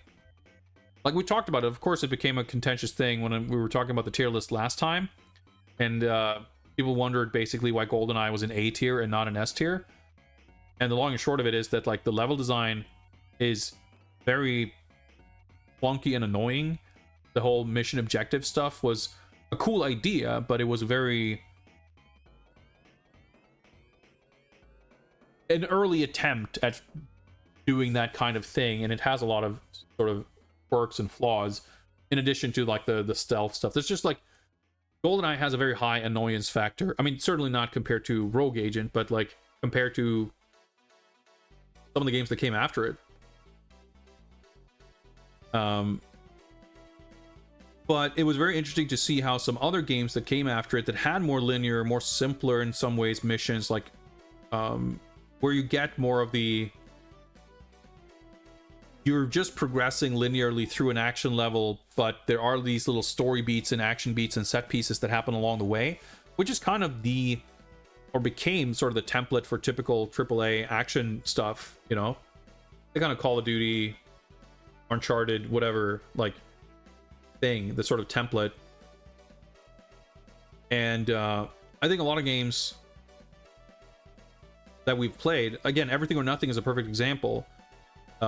You don't necessarily have to be presented with this open-ended possibility space to fuck around in order to, like, feel like you are executing a mission or, you know, following a plan or having objectives or what have you. Like, you can create a game where it is open-ended. You can create a game where part of the challenge is figuring out what you need to do in order to complete the objectives. And I mean, I'm sure the IO Interactive Bond game is going to have a lot of that kind of element, and I'm excited for that. I think that can be really interesting. But if you're not doing that well, I would much rather take a simplified, streamlined, linear sort of path. But because we've seen some sort of slightly different takes on that idea, I'm curious how this game is going to do it. Especially if it has, you know, some kind of new take on it. Even if it was just, you know, Everything or Nothing Part 2, I'd be very excited, because I think that has, like, part of why it's probably my favorite Bond game. Well, there's not really any favorite probably about it. It is because it has such incredible variety in levels, and they have these, like, tiny bite-sized chunks of action that's, like, constantly cool, exciting, interesting stuff happening.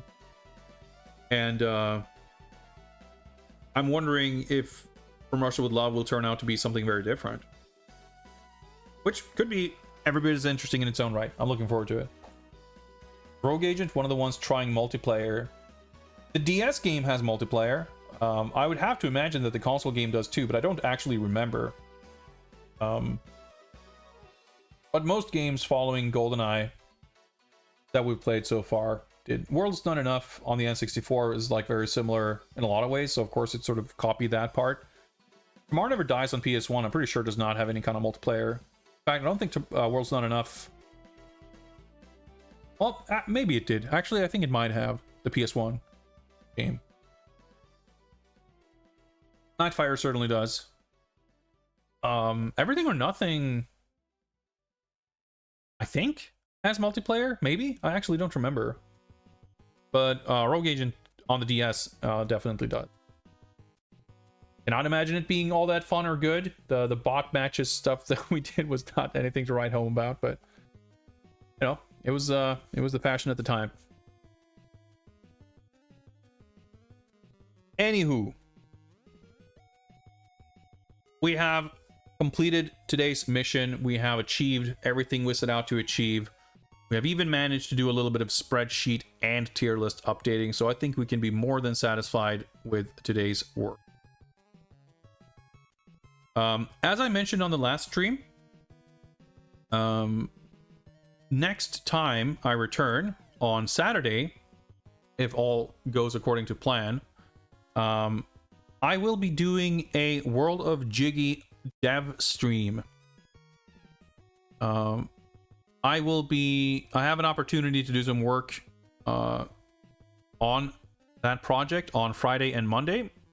So I decided I want to try to maintain momentum to keep working on that over the weekend.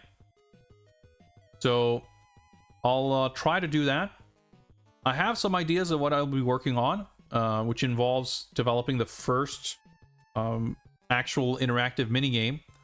I still need to do a little bit of research, and it's possible that I reach the conclusion that the plan I had does not really either it's not going to work the way I'd hoped or intended, or the scope is a little bit too big.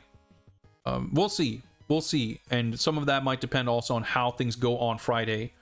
I don't know how the work will be split up exactly, i.e. what I will be working on Friday, Saturday, Monday, but the idea is that I'm gonna focus on that for Saturday stream, and we'll see what form it takes exactly.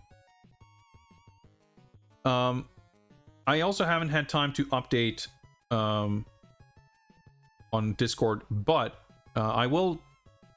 Maybe I'll try to do that before I go to bed tonight. On Saturday night, we're gonna do another movie night, but we will not be doing From Russia with Love, because first we need to finish the Frank Castle trilogy by watching Punisher Warzone. So we will do that on Saturday night on Discord. If you want to join in, the link in chat right there. Check out my Discord, where we do occasionally do movie nights. Now that we're kind of back in the swing of things with Games Bond, there will be occasional Bond film viewings. Whenever we play a game, such as From Russia with Love, that is specifically tied to one particular Bond movie, I want to make sure to have seen the movie before we play the game. So I'll be watching it, but I will also invite anyone who would like to join in and watch it with me. The exact date of From Russia with Love is yet to be determined. I have a Ondeus match next Saturday, so there might be a scheduling conflict there. I also want to make sure that we don't watch the movie and then there's like a big delay before we get to the game.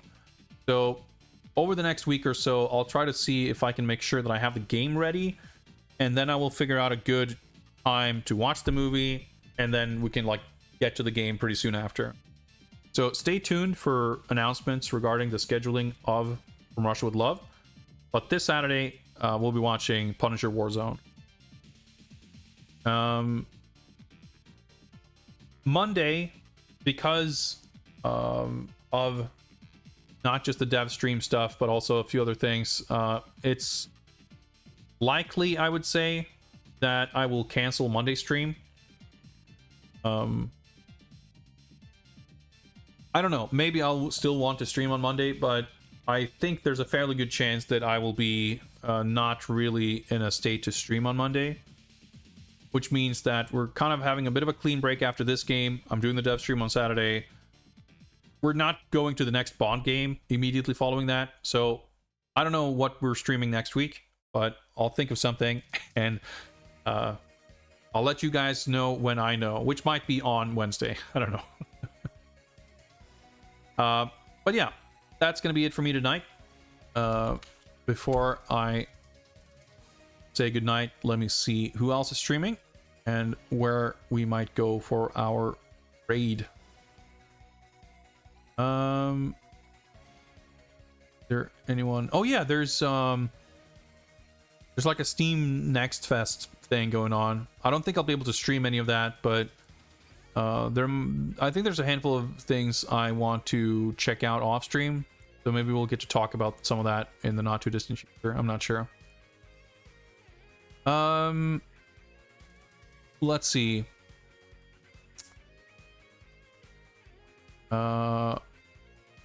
Bilbo is back to Dizzy Gaming. That is always powerful, always a good time.